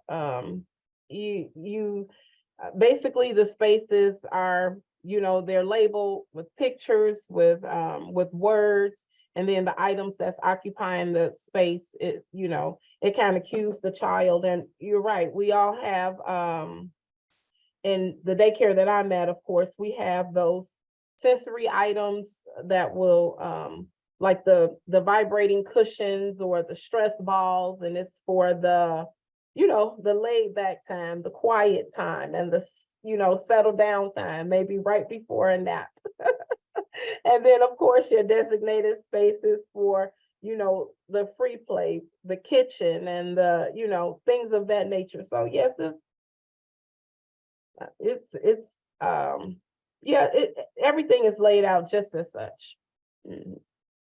Thanks, Crystal. So there's the space and there's the layout, but then there's some things that might happen in that space. Agnieszka, you have some suggestions and some thoughts about activities and interventions that could happen that directly serve particular issues or needs of individuals. Absolutely. The one thing that I see almost across the board with all the centers that I go into for sessions is that there's just not enough opportunity for movement within the classroom. So we have lots of kids who have these sensory needs who are wired for movement. Like, these kids need to move. And that's where, sitting down is hard for circle time and all that. And so they need opportunities to get that movement within the classroom. I often hear teachers tell me, oh, we go to the playground at 10:30. Okay, but it's 9:15 and we have circle time and our little Johnny is struggling, right? So what do we do in that moment? So lots of movement that could look like wobble cushions. It could look like a beanbag that they can climb onto, crash into. Some centers do have a little staircase, which I love because kids definitely love that up and down climbing and climbing up and down. Crystal mentioned the vibration, the different tactile activities. So that's all of your touch sense. And I really want to focus on the movement sense, because that is just as important as all of our sensory tables and all those tactile strategies. And so other things that are in the classroom that would be possible would be like a self-standing little hammock. A lot of our kids love to swing. And so that very regulating, repetitive movement of the swing can be very helpful. A little rocking chair for them to get into and rock on their own. A lot of times they need a little extra deep pressure too. So those kind of are the two big takeaways, is movement and deep pressure. So give them those opportunities to move, but then also give them that very comforting hug. It's like a deep pressure massage, right? It just kind of melts away all of our stresses from the day. Same thing for kids. If they're overstimulated and having a hard time self-regulating, that big bear hug is just going to do wonders. Sitting in that beanbag chair and just being, you know, kind of swallowed up in it versus just sitting on a flat floor that doesn't give them anything. Somebody mentioned the weighted blanket. I think that was Casey that mentioned that. That's a great idea. Have like a 3 or 4 pound blanket in your class and just have them wrap themselves up in it. But those are definitely the two big takeaways, is movement and deep pressure, which we don't think about those when we think sensory. I think a lot of people think sensory tables and beans and sand and all these tactile activities, but I really want to drive home the movement, the importance for movement. And really, a lot of times when our kids are moving, that's when they're learning. If a child who is wired for movement is sitting still, they are working so hard to keep their body still that they're not paying attention to that book that's being read during story time. They're focused so much on it's almost like trying to ride a unicycle and learn something new, right? Like all of your focus goes to balancing yourself and keeping yourself steady. Same thing for these kids. Movement is how they learn, not by sitting still. So it looks like they're not paying attention, but they're actually learning the best at that point. It strikes me from what you're sharing, there's so many things that we could do. Some of them require additional equipment or additional material, and some of that may be relatively inexpensive, where we might be able to find some solutions there. But it also takes time and some attention, and that can be challenging in an environment where we may not, have the time to be individually attending to each individual child, on a regular, ongoing basis. How do we balance that need for customization and provide the right kind of specific attention while still attending to everyone that we're caring for?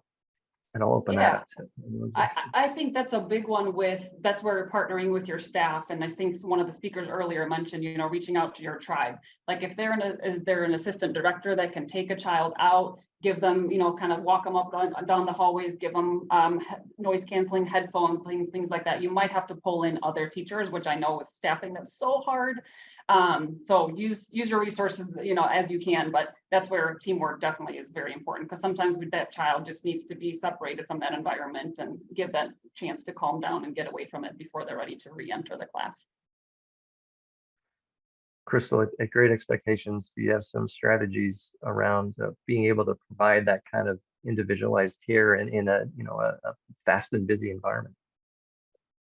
Yes, we've been able to pull a teacher, whether it's myself or the director or even, our person that prepares the food, to be able to offer breaks, 5-minute breaks, 7-minute breaks, to offer water, to go for a walk, to visit another classroom, or to, like you said, and then if we don't have anybody, which you're right, sometimes there is nobody, we basically let that child, when I say, lead, I talked about letting the child lead inside the classroom, maybe just break inside the classroom where the teacher can still, I know we talk about a lot of the inclusive environment and including all children, but sometimes when that child just needs a break, granted, perhaps they can go over here and do another activity. It can be putting a puzzle together. It can be coloring or figuring out a picture, something that'll grab that child's attention where they'll be able to just kind of relax or, get what they need, get what they specifically need in that moment.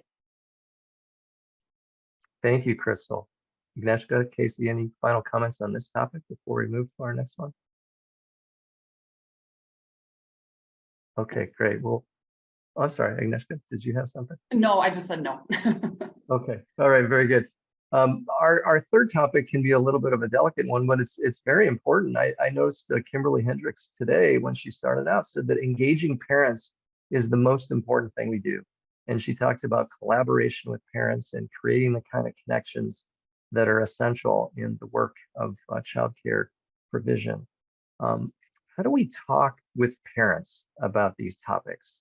You know, I can imagine there must be a great deal of sensitivity at times in addressing these topics with parents and helping to communicate and create that kind of collaboration with parents that's most essential to best serve children. What are ways that we can create that environment and connect in the appropriate ways? Crystal, could you start us on this one, please? Yes. Yeah, like you said, it's a very, very, very, very sensitive, a very sensitive subject for parents.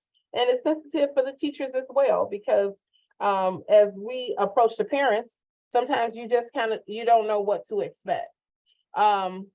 So at the daycare that I'm associated with, we approach parents very sensitively, of course. We're very direct, but we also include the parents. So we use a tool of the ASQ. We have it's a ages, stages questionnaire. And we have a parent fill out the questionnaire, and we have the teacher fill out a questionnaire. We compare those questionnaires and we set goals. So comparing those questionnaires, a lot of times they may be, well, sometimes, I won't say a lot, the child performs differently at home than what we see at school, in childcare. So we compare that, and then we set goals for the childcare environment. We also use progress notes. We use progress notes and let the parent know what we've observed on this day and this time. So documentation is important. So the parent, we're not just relying on, what we see, or this is our opinion about something. This is what we see, this is documented. And we go from there with the conversations. I imagine that questionnaires are very important to have kind of a neutral device that both parties are filling out, so that you can get into dialogue based on shared process of going through that type of document. Agnieszka, would you like to contribute your thoughts to this question around engaging parents? Absolutely. I, as a therapist, am very grateful for daycare teachers who are willing to speak up. When you see something happening, parents really should know about it. A lot of our referrals, when kids come for a therapy evaluation, we'll hear them say, oh, our daycare teacher said that they're seeing some concerns that we're not seeing at home. And that speaks back to that sensory piece. The daycare environment is way more stimulating and way different than it is at home. You have kids, you have unpredictable noise, you have just so much going on. And so when teachers are seeing something, don't shy away from that conversation. Parents really need to know that something is going on, and in a way that is not, blaming them that, oh, the parents are too lenient at home or they're too strict at home. We don't want to make the parents feel guilty, but really let them know this is what we're seeing. And if you're not comfortable speaking to the therapy side of it or the disability side of it, you can refer them to their pediatrician or whatnot, just to, okay, here's what we're seeing, take that to the doctor and see what they think.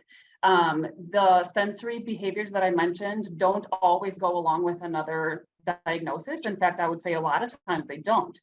Kids with autism have sensory concerns, but just because a child has sensory concerns does not automatically mean they have autism. In fact, in most cases, from what I've seen, they don't. It's just that sensory processing disorder. Sometimes it'll go along with diagnoses that will come out later, ADHD, OCD, and of course autism. But sometimes it's strictly just that sensory piece that they just need to work that part out. And so it doesn't have to be this kind of quick conclusion that there's something bigger going on, but just let the parents know what you're seeing and let them kind of take it from there. And then back to the point about not making them feel guilty, because so many of our sensory behaviors look like just bad behaviors or naughty behaviors or not listening, things like that. You want to partner with the parents and say, I know that you're doing your best at home. We're doing our best here. What can we kind of talk about together strategies that you're doing at home that we can do here and vice versa. Really partner up with the parents instead of making them feel guilty. I have had a lot of parents come to me and they feel like every day they get a bad report. Every day my child bit somebody. Every day my child hit somebody, and they feel guilty. Like are you going to kick me out? Are you going to, I mean, you feel that frustration within the conversation, and you really want to try to avoid that and really partner with the parents instead of, here's your child's problems. Just wanted to let you know. Yeah, I Are think we I allowed understand. I think I understand conceptually what you're describing, but I'm wondering what it looks like in practice. How formal or informal is this kind of communication? How do we really do it best in a way that connects in the most constructive way? What does that look like in practice? I think logistically, definitely not having it around other parents. Make sure that nobody else is able to hear that conversation. I think just speaking to the objective behaviors of, maybe don't give them a bad report every single week, or every single day rather, but at the end of the week, maybe say, we had 4 instances where he bit this week. And it seems to be around the time of, lunchtime when he doesn't want to sit, or around, playtime when it's hard to share, things like that. I think objectively, like keeping account of things instead of kind of drawing conclusions, if that makes sense. Yeah, I think that's we helpful. lost Crystal. I'd love to hear Yeah, her thoughts on this too, but it does appear we did lose Crystal to a technical challenge. We'll try to get her back. Until then, Casey, do you have a contribution to this topic? Yeah, I think what Crystal was saying and what Agnieszka was just saying, it's all very important. And just listening to them speak just makes me think about feedback in general. Feedback is hard for people, whether it's a parent about themselves or their child. We all take that in our own way and need to process it. And I think developing a relationship between the childcare provider and the parent early on, and having those positive feedbacks consistently, and having an ongoing dialogue that is direct and clear and honest will help promote that in the future. So when these challenging conversations come up, you can address them with ease and know that it's a trusted relationship, not one coming from a place of your kid did this bad thing again, because no bad child, just bad behaviors that we're trying to work on. So I definitely think like on that side, that's the best way to work on it. I just think in terms of like, say there is a potential for a diagnosis or something going on there, we also need to consider the process a family member might be going through. There's research out there on the fact that what it looks like to accept a diagnosis, whether it's your own or a family member's, can look a lot like the grieving process for a loved one, the loss of a loved one. So there are different stages and acceptance forms. So I think as the provider, it's really critical to acknowledge that, hear where people are, and accept whatever that form comes as. They may be angry at you that day, maybe a good day, who knows, but be there for when they're ready to talk about it and have questions and have resources available for when that moment comes. That's a beautiful insight, Casey. So I suspect that creates the situation where as much as we want to be able to share and kind of lead a discussion with the parent, to some degree, we still need to be listening and building relationships and finding the right time to communicate this information to them. Yeah. And also just the classic sandwich approach, right? Like you start with the positive, then you state your concerns, and then you end with that positive. I think that speaks volumes. Every parent wants to know that their child is doing well at something. It doesn't have to be everything, but definitely find those strengths, because the new thing in the language that we use too is that kids don't have disabilities or special needs. They have different abilities, right? Like his ability is so different than this child, but it's a strength. It's an ability that we're all going to benefit from. And so really speaking to those strengths too, and not just focusing on those bad behaviors, is also key. Thank you, Agnieszka. Crystal, glad you rejoined us. So sorry. I know you're working through some technology, not a problem at all. We were just continuing to talk about how best to interact with parents and getting into some very kind of tactical thoughts around what that looks like. So we talked a little bit, with you about your experience. I'd love to know more kind of really tangible examples. Like, are these types of conversations that happen at the end of the day? Are they kind of, ad hoc, or are they very particular conversations that are arranged around this topic? Or how do you interact with parents around issues relating to disability? Okay, well, they're intentional, so most of them are planned. Because one thing about drop off and pick up at daycare, drop off, people are in a hurry and they got to get to work. So you don't, want to be rushed, and because it's not a conversation you want to rush through. Same thing with pickup. So you want to try to, kind of allow the parent, have a little small talk, and allow the parent, carve out some time to have, a conversation regarding, the child, uh, this type of conversation. So I would definitely say that, in my experience, we carve out 10-15 minutes.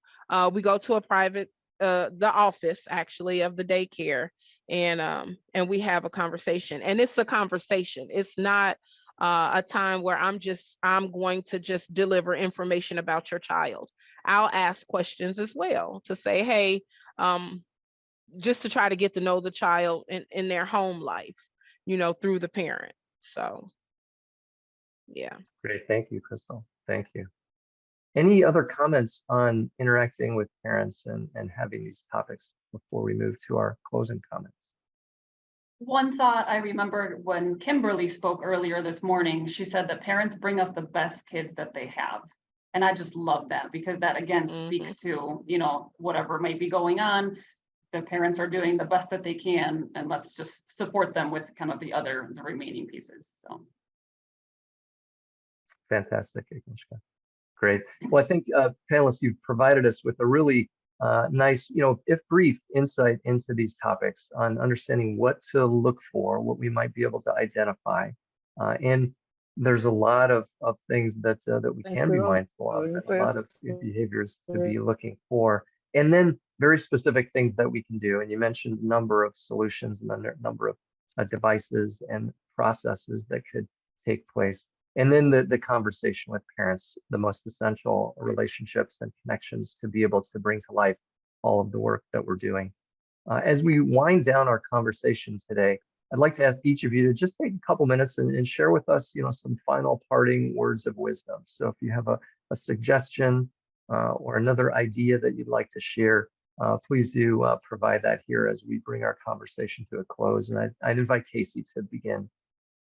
Sure.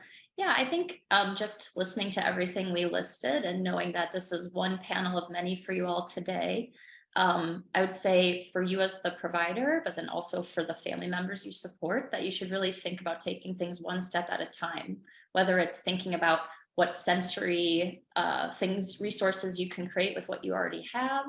That's fine, start there. Or if it's about just approaching family member conversations a little bit differently, I think that would be great. And then think about for your families too, like encourage them to take things one step at a time. Just because there might be an emerging sign of something going on doesn't mean you need to go all the way down the road to what's going to happen when they're 20, they're going to have a disability for life. What's going on? It could just be, different abilities. And Agnieszka's right when she says that there's so many things that could be. So just appreciate the child in front of you, serve them the best you can, and put it together one step at a time. Thanks, Casey. Crystal, would you like to provide your words of wisdom to the group? Okay, so first I like to start with my takeaway. Oh, I think you just went on mute there. Can you hear me okay? Yes. Okay. Is the conversations are important. The conversations with the parents are important. I cannot stress enough, because some of them seem to be difficult, or we make things more difficult than they really are. Actually, the exchange of information is very important, but that's very important with providing with getting a child what they need. basically, is what I'm trying to say. So don't shy away from sharing the information and getting more information about the child. Don't be okay with asking about home life. Be okay with asking questions. Get comfortable with that. And also, another thing I think, always remember, and what's important is for the parents of children with special needs. The focus, of course, is often the need of the child, of course, right? But I think sometimes we forget to support the parents and the experiences that the parents are having. I think it's important for childcare providers to be able to do so. Don't forget about, don't forget about that part. But that's it. Great, Crystal. Thanks. Thank you. Thank you. Agnieszka. Yeah, I would say just, give yourself some grace too, because kids who are wired differently can be very challenging to work with. And we have our own limit that we can handle things. And so it's okay to tag in another teacher. Say, you know what, I need to go take a break. I'm getting frustrated. I don't want to be frustrated with this child, partner up with your team, but definitely remember that the child is not giving you a hard time, that they are having a hard time. And I have to give credit of that quote to one of our consultants, Susie Nevin, within early intervention. That's such a good reminder that they're not just being difficult. They're not being naughty. They're not having a hard time. That they're not giving you a hard time. They are having a hard time. And so I think that understanding and that compassion helps you create that joyful environment that Kimberly talked about earlier, right? Like creating that happy place to grow and learn. We want to make sure that we're still loving to these kids and still welcoming them, but also take that break when you need it as a teacher, because we're only human and we have our own sensory systems that get overstimulated, right? Like our own anger issues come out because we have too much too. So we have to remember our own piece too. Fantastic. Thank you, Agnieszka. Thank you, Crystal. Thank you, Casey, for being with us this morning. I want to thank each of you for your contributions, not only to today's work, but to all the children that you serve and the adults. It's a very special role that each of you play, and we're thrilled that you could spend part of your Saturday with us and sharing your wisdom. So thank you for being here. Thanks also to Susan Kaufman, the president and CEO of Orchard Village, who helped us to assemble today's panel. Our panel has helped us compile a set of resources that are related to some of the topics that we shared today, and those will be made available after today's session. And again, if you've had a chance to put some questions in the chat, we'll take a look at those too and answer those to the best that we're able. So thank you very much for joining us, and please enjoy the rest of today's event. Thank you.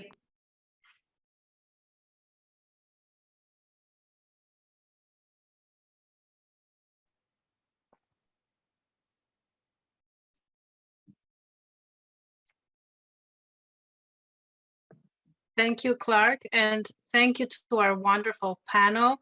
This was a fascinating discussion and terrific advice for all our childcare providers. And as Clark mentioned, we will pull together a list of resources and share with all the attendees today, because I know that although you might have been taking notes, there was a lot that was shared. And I was just personally so happy that we could bring you this wonderful panel of experts today to you. So now we will be transitioning into our final panel of the day, and one that is very popular and with a lot of interest to all of you, which is exploring capital options for building or expanding center-based childcare businesses. And this panel will be moderated by Lodika Pai, our Chief Financial Officer. Thank you. Thank you, Blanca. Good afternoon, everyone. Just 1 second.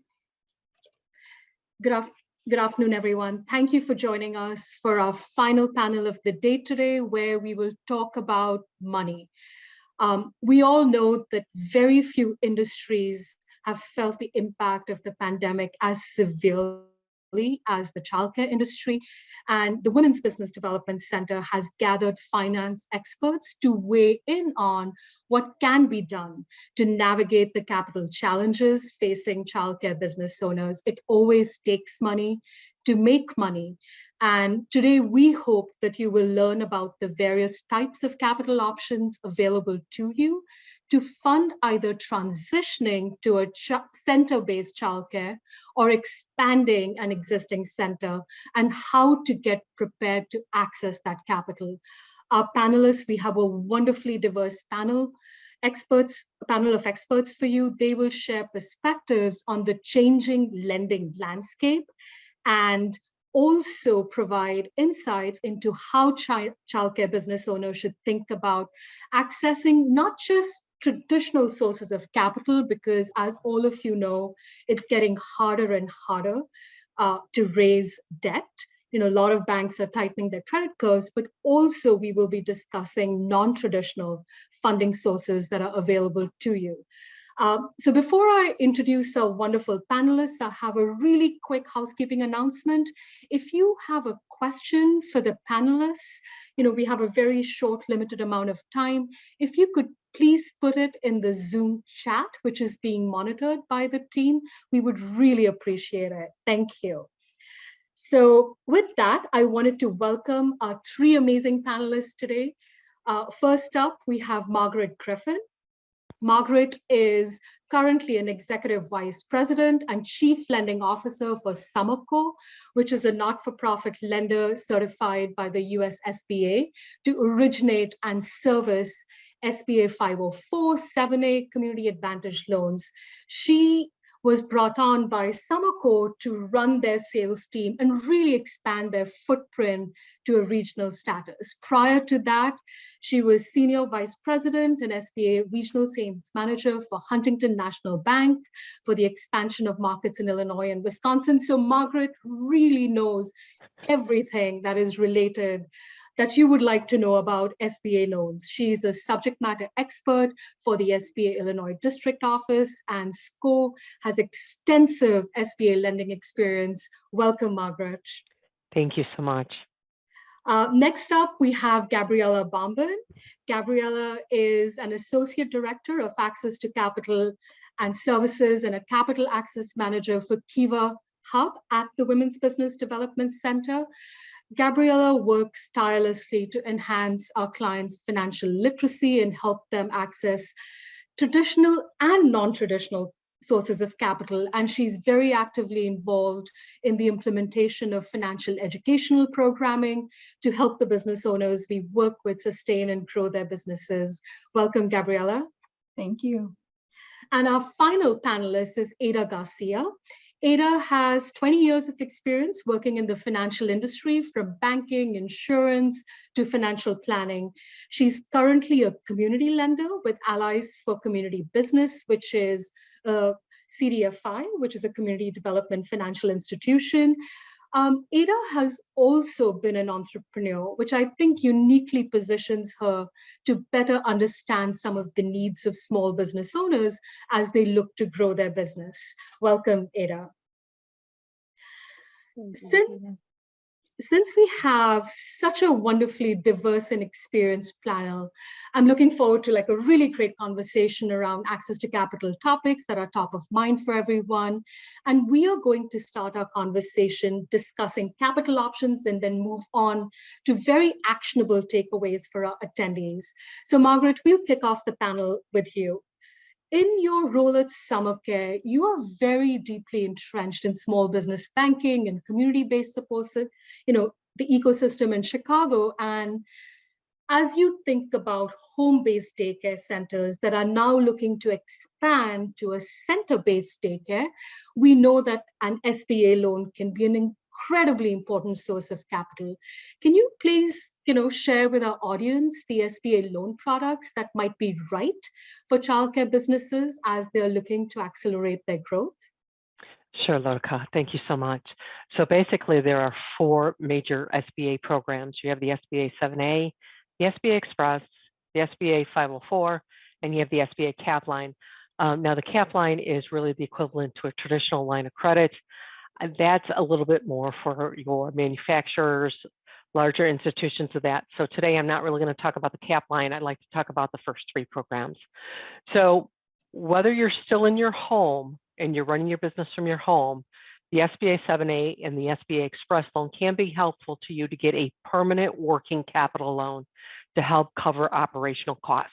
This is very important to our small business owners because there comes times where in your business you may have cyclical issues where you need additional cash flow. So those programs are very much available. So the SBA Express loan can go up to $500,000 in a permanent loan that can go up to 10 years in its term, which is very good for you because you're spreading out your debt payments over a 10-year time frame versus a 2, 3, or a 5-year time frame. That really does help the small business owner. The 7A program is the most diverse program there is in the SBA world. It does everything: working capital loans, equipment loans, renovations, purchasing of owner-occupied real estate, business acquisitions, startup businesses. The 7A, as I said, is very extensive, and that can go up to a full $5 million of aggregate exposure to any one owner. The SBA 504 program is specifically for owner-occupied real estate.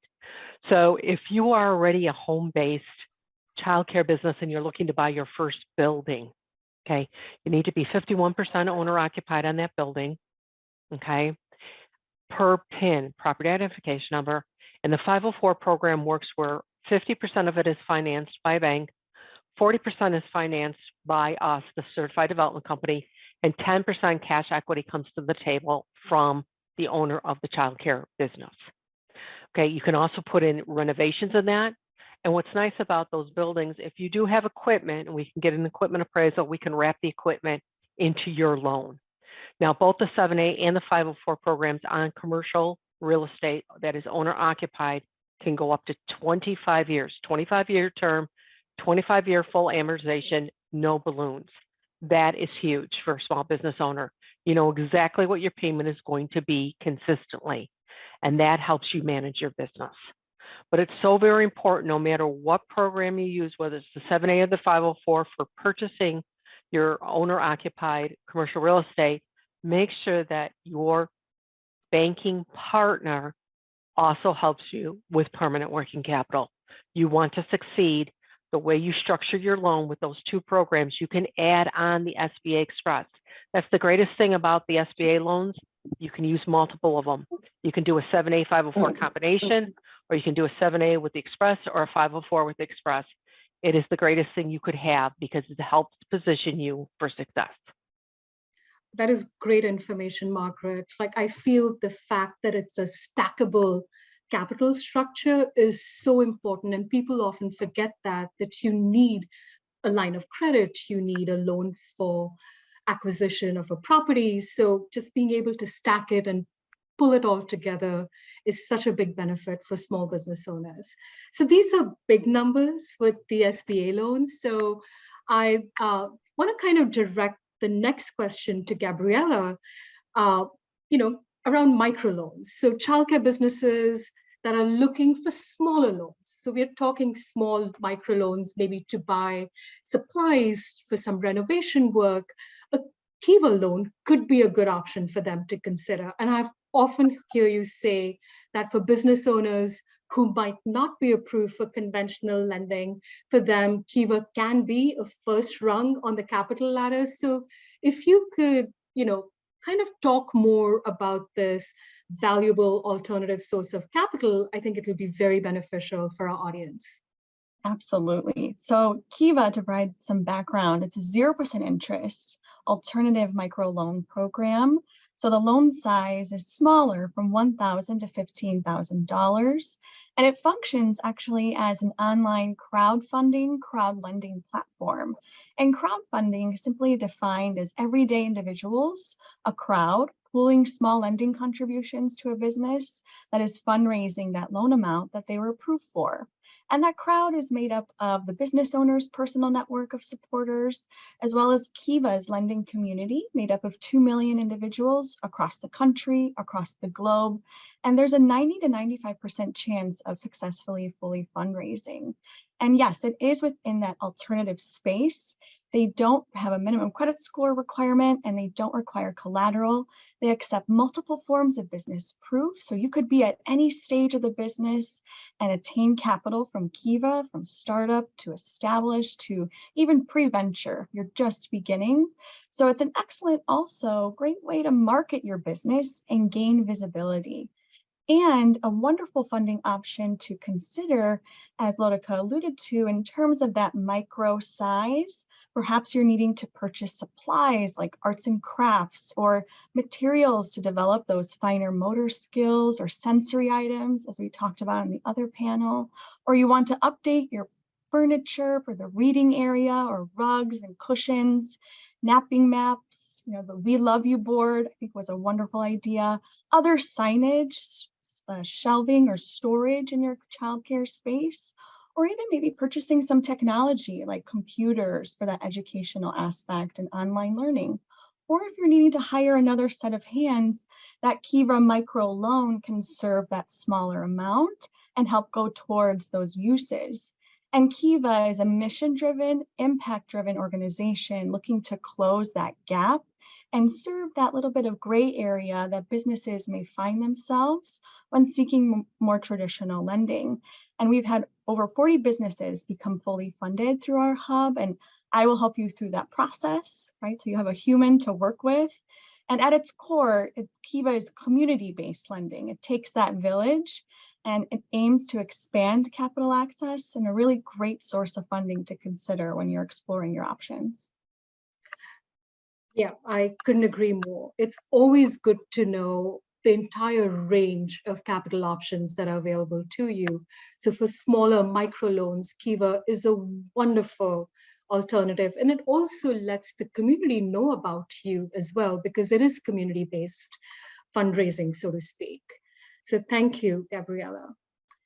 So Ada, you have been an entrepreneur and you have started a business, and you must be really well aware that small business owners always need the right capital at the right time from the right source. And it's been, really hard for a lot of childcare businesses to be able to put a ton of additional debt on their balance sheet, especially over the last 3 years. So right now you're at a community development financial organization. So we would love for you to highlight for the business owners in the childcare industry who are listening to us, options available to them as a community-based lender at Allies where you work, and how they can tap into that source as they're looking to sustain their business. Absolutely. Well, thank you so much, Lakita. So one of the things as a business owner and just working in the financial industry, a lot of small businesses, when they start out, they tend to put everything on a credit card or use their own personal funds. And then you come to a crossroads where everything's tied up because you don't have any liquid cash to keep investing or especially if you're a daycare. Right, they're talking about money. I'm sorry? It's okay. Yeah, we can just ask if you're not on the panel, if you can put yourself on mute. Yeah, and especially after the pandemic, we saw that medical bills and things affected credit scores. So at Allies, what we did 2 years ago, we stopped looking at credit scores. We're still looking at your personal credit. So one of the things we do is we look at TransUnion. We don't look at your personal credit score, but we look at your credit pattern. So we made it very simple for you to apply for a loan, where it takes about 15 minutes to apply for one of our products, and we offer 2. And we look at your credit pattern over the last 2 years. So we make sure that in the last 24 months, you haven't declared bankruptcy, you haven't had any collections or charge-offs that are more than $500 that are non-medical. We look at that in the last 12 months, you haven't had anything late more than 30 days showing on your credit report. And then lastly, we look at your total credit utilization that is not over 75%. So if you meet those 3 credit criteria, we're able to make your preliminary offer up to $25,000 on the spot, asking for very simplified underwriting. So we would just ask for 3 basic things. As long as you meet those 3 credit criteria. And one would be proof that you own a business, right? So we would need either your EIN number or your taxes, which your Schedule Cs showing that you reported. We would need a business checking account to make sure that you have a business, we are funding a business. And then we would need proof of address for yourself. And if you have a brick and mortar, then for yourself and the brick and mortar. So typically when somebody puts an application, they meet those 3 credit criteria and they get those that information to us as the same day within or next day, we're able to fund within 2 weeks, sometimes sooner. Now, let's say you don't meet one of those 3 credit criteria, we're still able to help you, but now we just want to make sure that we're not putting you in a worse off position. So we would just ask for 3 months of bank statements, both for you and the business. And again, we could fund up to $25,000. It's still simplified underwriting. We are a micro lending center, so the maximum we were able to lend out would be $100,000. And we're working on our terms right now to extend that terms because we currently have 2 years, so we're extending that out to 3 years. And we currently just changed our guidelines where it used to be 35% debt to income ratio, so now it's up to 40% debt to income ratio.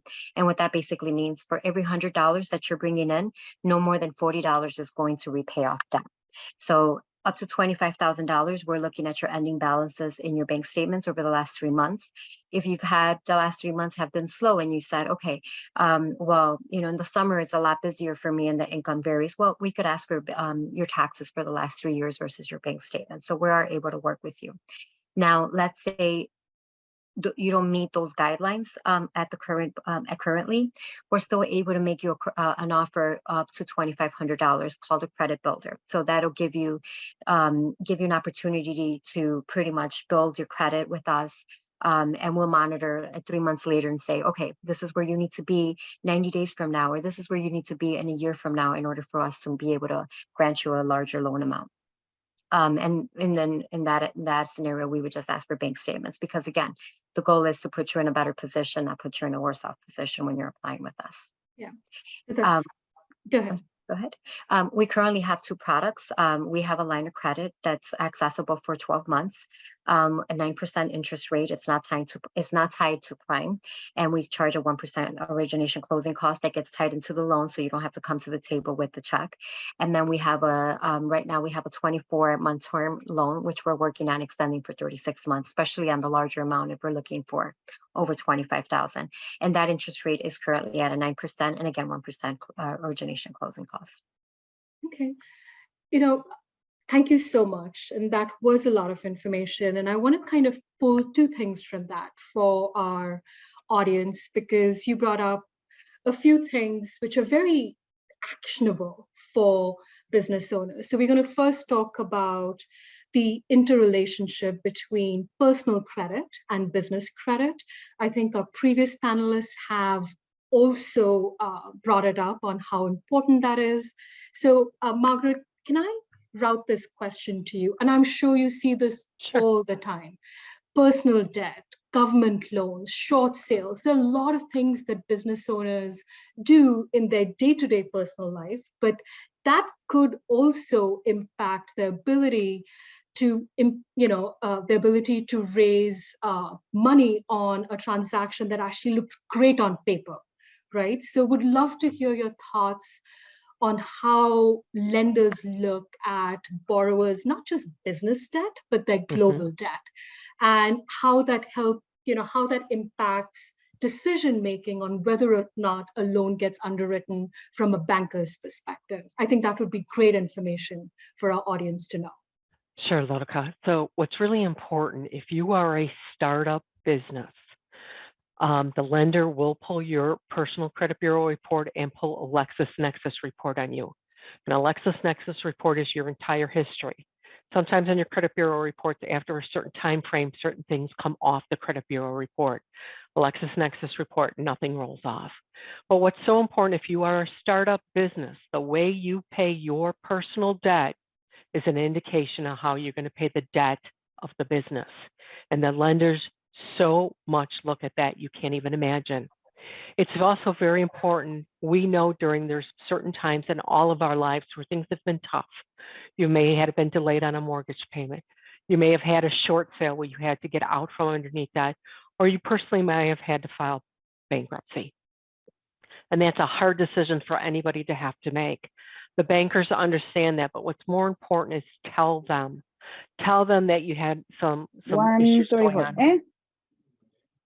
Oh, yeah, it's Okay, I'll go on again. Somebody must not have been on mute. It's okay. It's really important with the lenders that you tell your story. Most lenders want to hear your story. They want to lend. They want to help the small business owners. Put it on the table with them, what's transpired. If you are an existing business and something has happened, or we had the pandemic, everybody knows what happened in 2020, okay, and into 2021. And especially the childcare industry was hurt extreme. All right, up there with the restaurants and hospitality. All right, tell them what you did during those times. How you. I wanna listen to this, okay?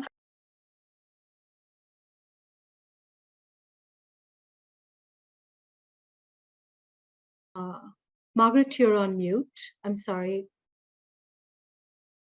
The host must have muted everybody because of the sound in Yeah. the background.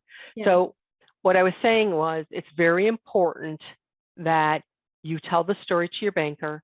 And during the pandemic, we had issues. Okay, we all know we had the issues. So let's go forward. Tell how you handled your business during the pandemic. All banks have 10 to 12 questions that they ask about COVID, and they call them COVID questions.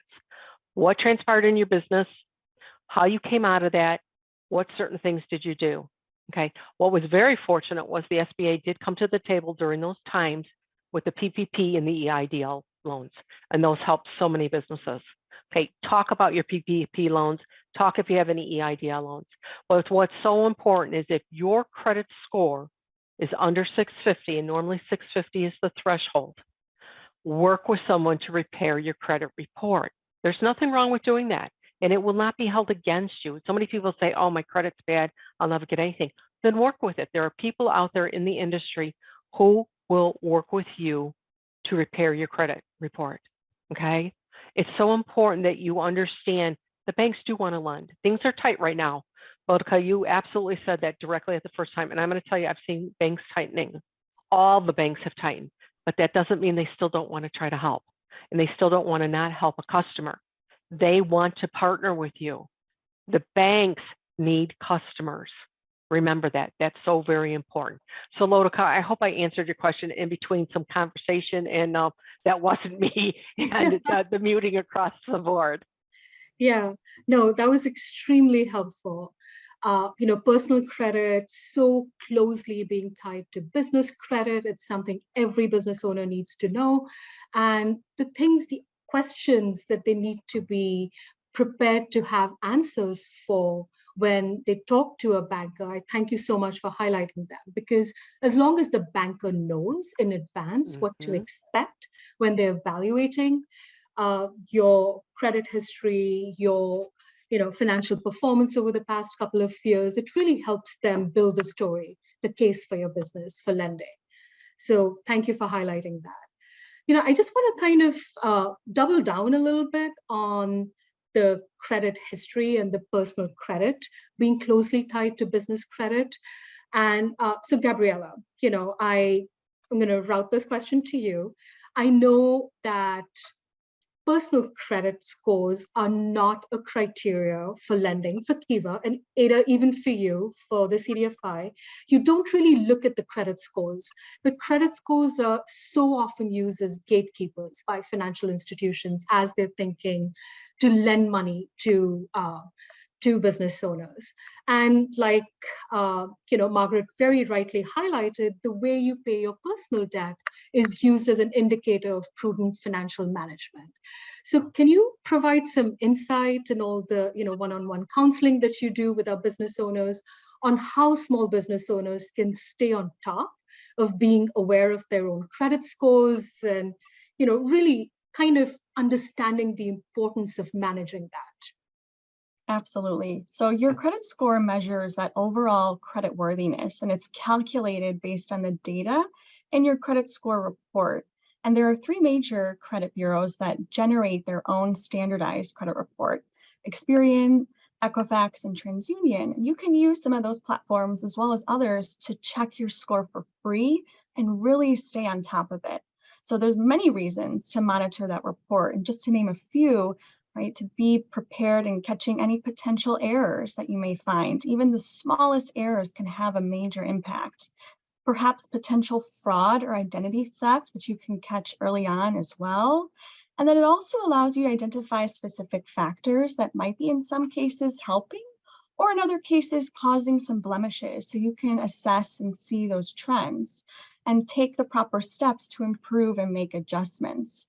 Character being one of the 5 C's of credit, your credit score history is a measurement used and assessed under this umbrella, and thus an important factor when accessing loans. So as Margaret was saying, your personal credit score matters, right? And the credit criteria can vary from lender to lender across the various funding options. However, it's about establishing those responsible financial habits and getting capital ready and keeping a pulse on your credit health, right? So that because you're transparent with that lending source, it comes from that awareness.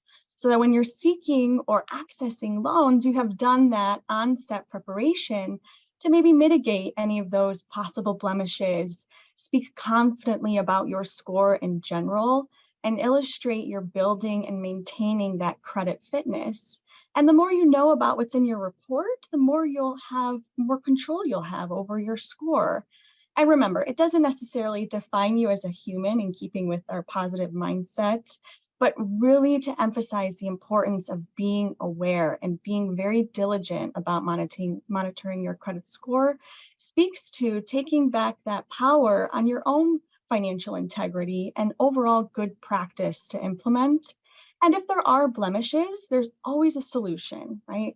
Doing your best to avoid making late payments, or perhaps paying down revolving account balances that are on the higher end, or limiting how often you apply for new accounts. So there's always room for improvement. And through the one-on-one sessions that I have with clients, we have resources, outlets, strategies, additional credit service-based organizations you can connect with to really work on strengthening your score as well. So I'm happy to share that in the funding and resources checklist that we'll be sharing with the panelists and attendees.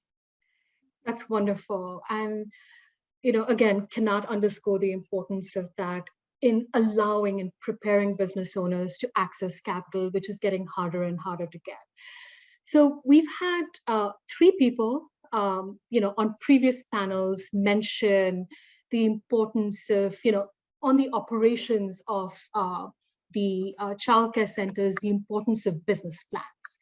And, a lot of organizations will help you build business plans. Ada, you being an entrepreneur yourself, I'm sure you have built a business plan too. Margaret, when it comes to business plan, I'm sure you have a very unique view on what you want to see as a banker in a business plan.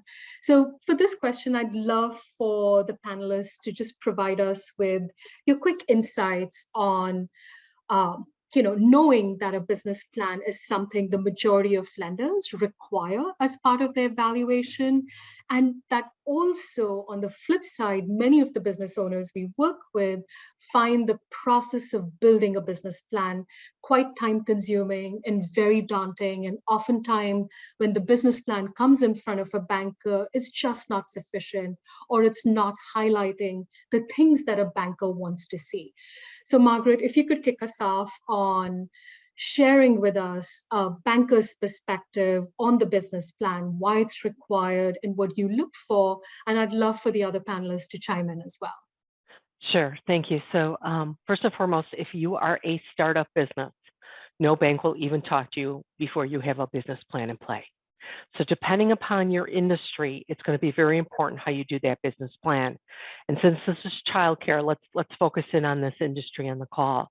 So one of the most important things you're going to have in a business plan, whether you are a startup or an existing business, and you're looking to expand from your home to commercial real estate, that business plan is going to be key. And in that business plan, you're going to need to identify your demographics. Okay, so how many children do you have in your home right now? How many children do you anticipate you will now have to also cover as you go to this new location? Do you need additional staff? What about common things? NICOR, ComEd, insurance on the building, property taxes. Those all become operational expenses that need to go into your business planning. How much revenue are you going to, and I don't want to say like a widget, but a child in childcare is kind of like your widget. What do you charge per child and at different levels? A baby to 6 months old, a 1-year-old, a 2-year-old, a 3-year-old. Are you doing before school care, after school care? How are you generating your revenues? And you need to identify that. But then talk about your staff. Who are your key staff people? Make sure you have their resumes. Put those resumes in. But I will tell you, your two most important people in any business is your CPA and your attorney. Your CPA is going to have to help you navigate your financials. Why? Because you may not know how to read a balance sheet. You may not know what the bank wants to see on the balance sheet. You may not understand the concept of, I know how to market, I know how to take care of children. But when it comes to an income statement, yeah, sometimes that does intimidate small business owners.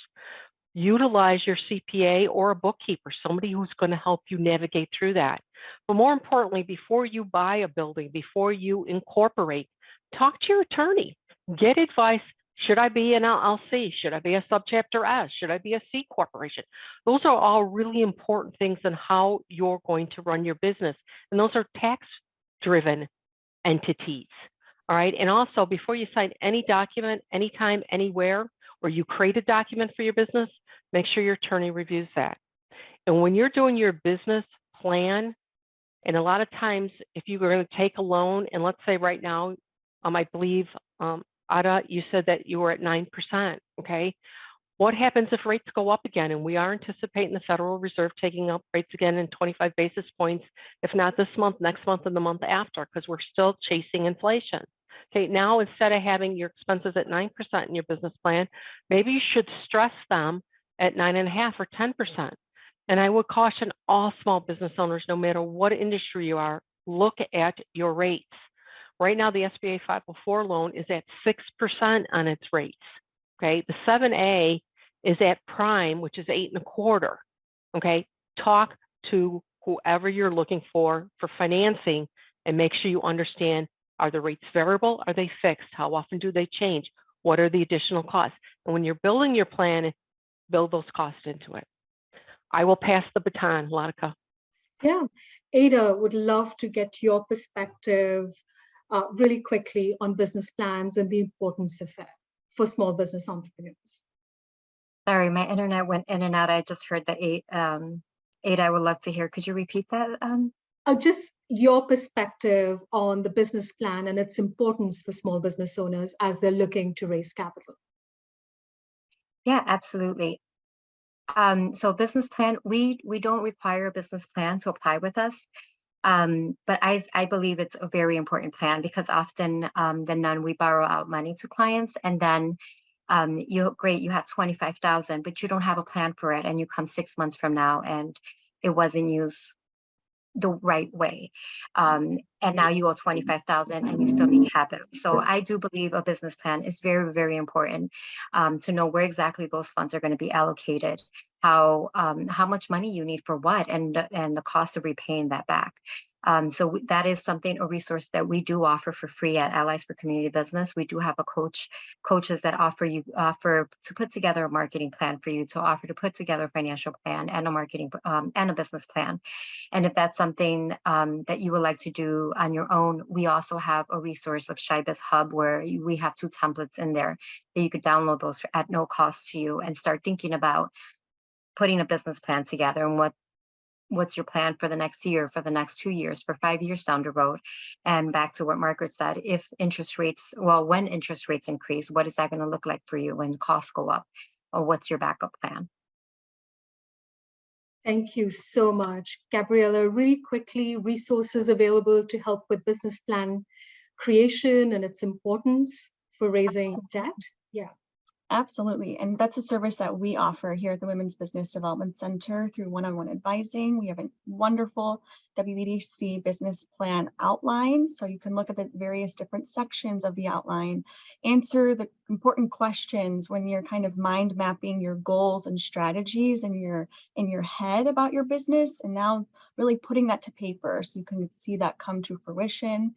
Right. And also, as well as what Margaret and Anna said, it's implementing that financial plan in there and really also understanding that cash flow component too, and how the flow of money is going in and out of your business, which then will speak to the capacity in taking on a form of debt capital or a loan. So it's absolutely important to really put those ideas to paper, and you can come to the WBDC as well for that free one-on-one advising to work through that with our entrepreneurial services.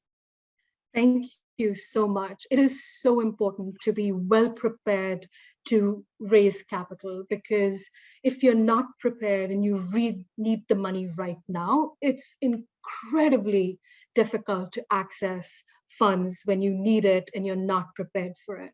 So we always recommend be aware of your personal credit, have a business plan in place, build relationships with your banker, be aware of what the market is doing, like Margaret and Ada mentioned, in terms of interest rates, be aware of options available to you, whether it's traditional SBA lending or non-traditional sources of capital through CDFIs or crowdfunding options like the Kiva Hub, the Kiva loan programs.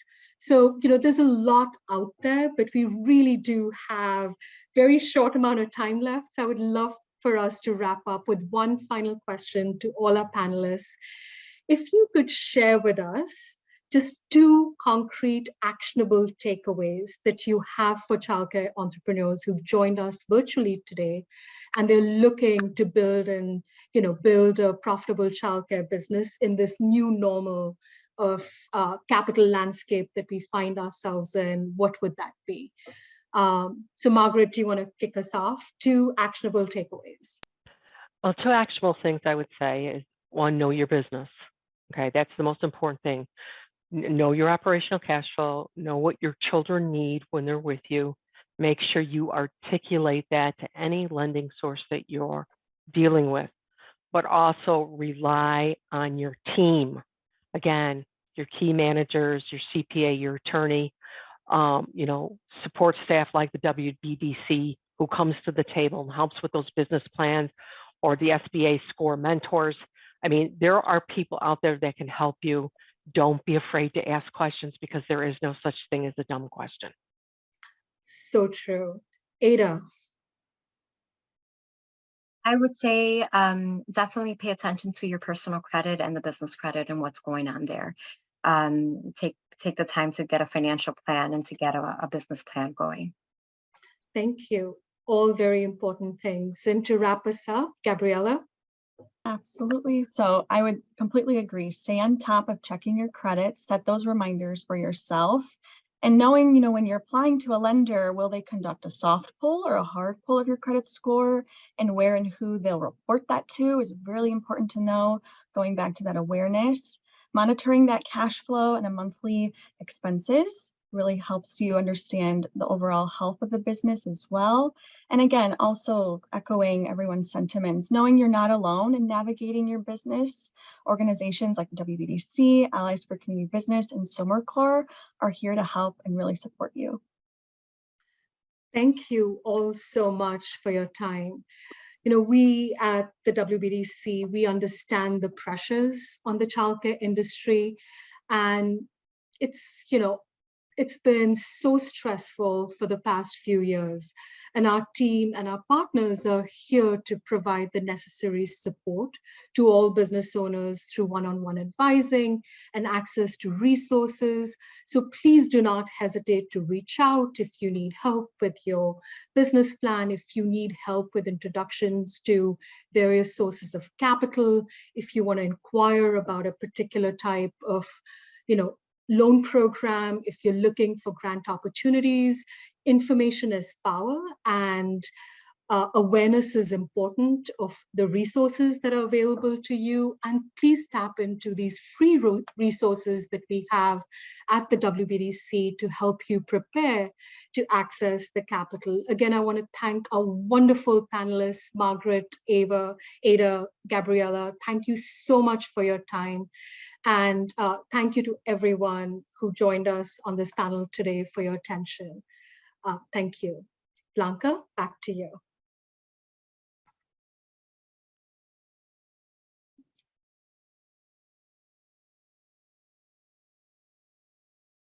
Thank you, Lorica, and thank you for this, for facilitating this wonderful panel. With such informative and good information that was provided. And as a reminder, resources will be shared with the attendees.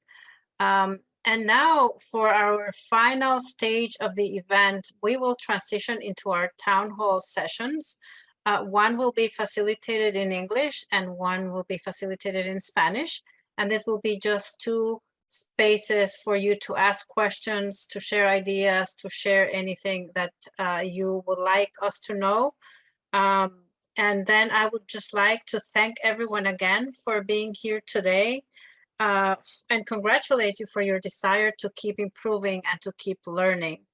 And as a reminder, everybody said it today, but we are a resource to you. We are happy to accompany you on this path along your way of entrepreneurship and provide you with any resources that you are looking for to keep improving and to grow.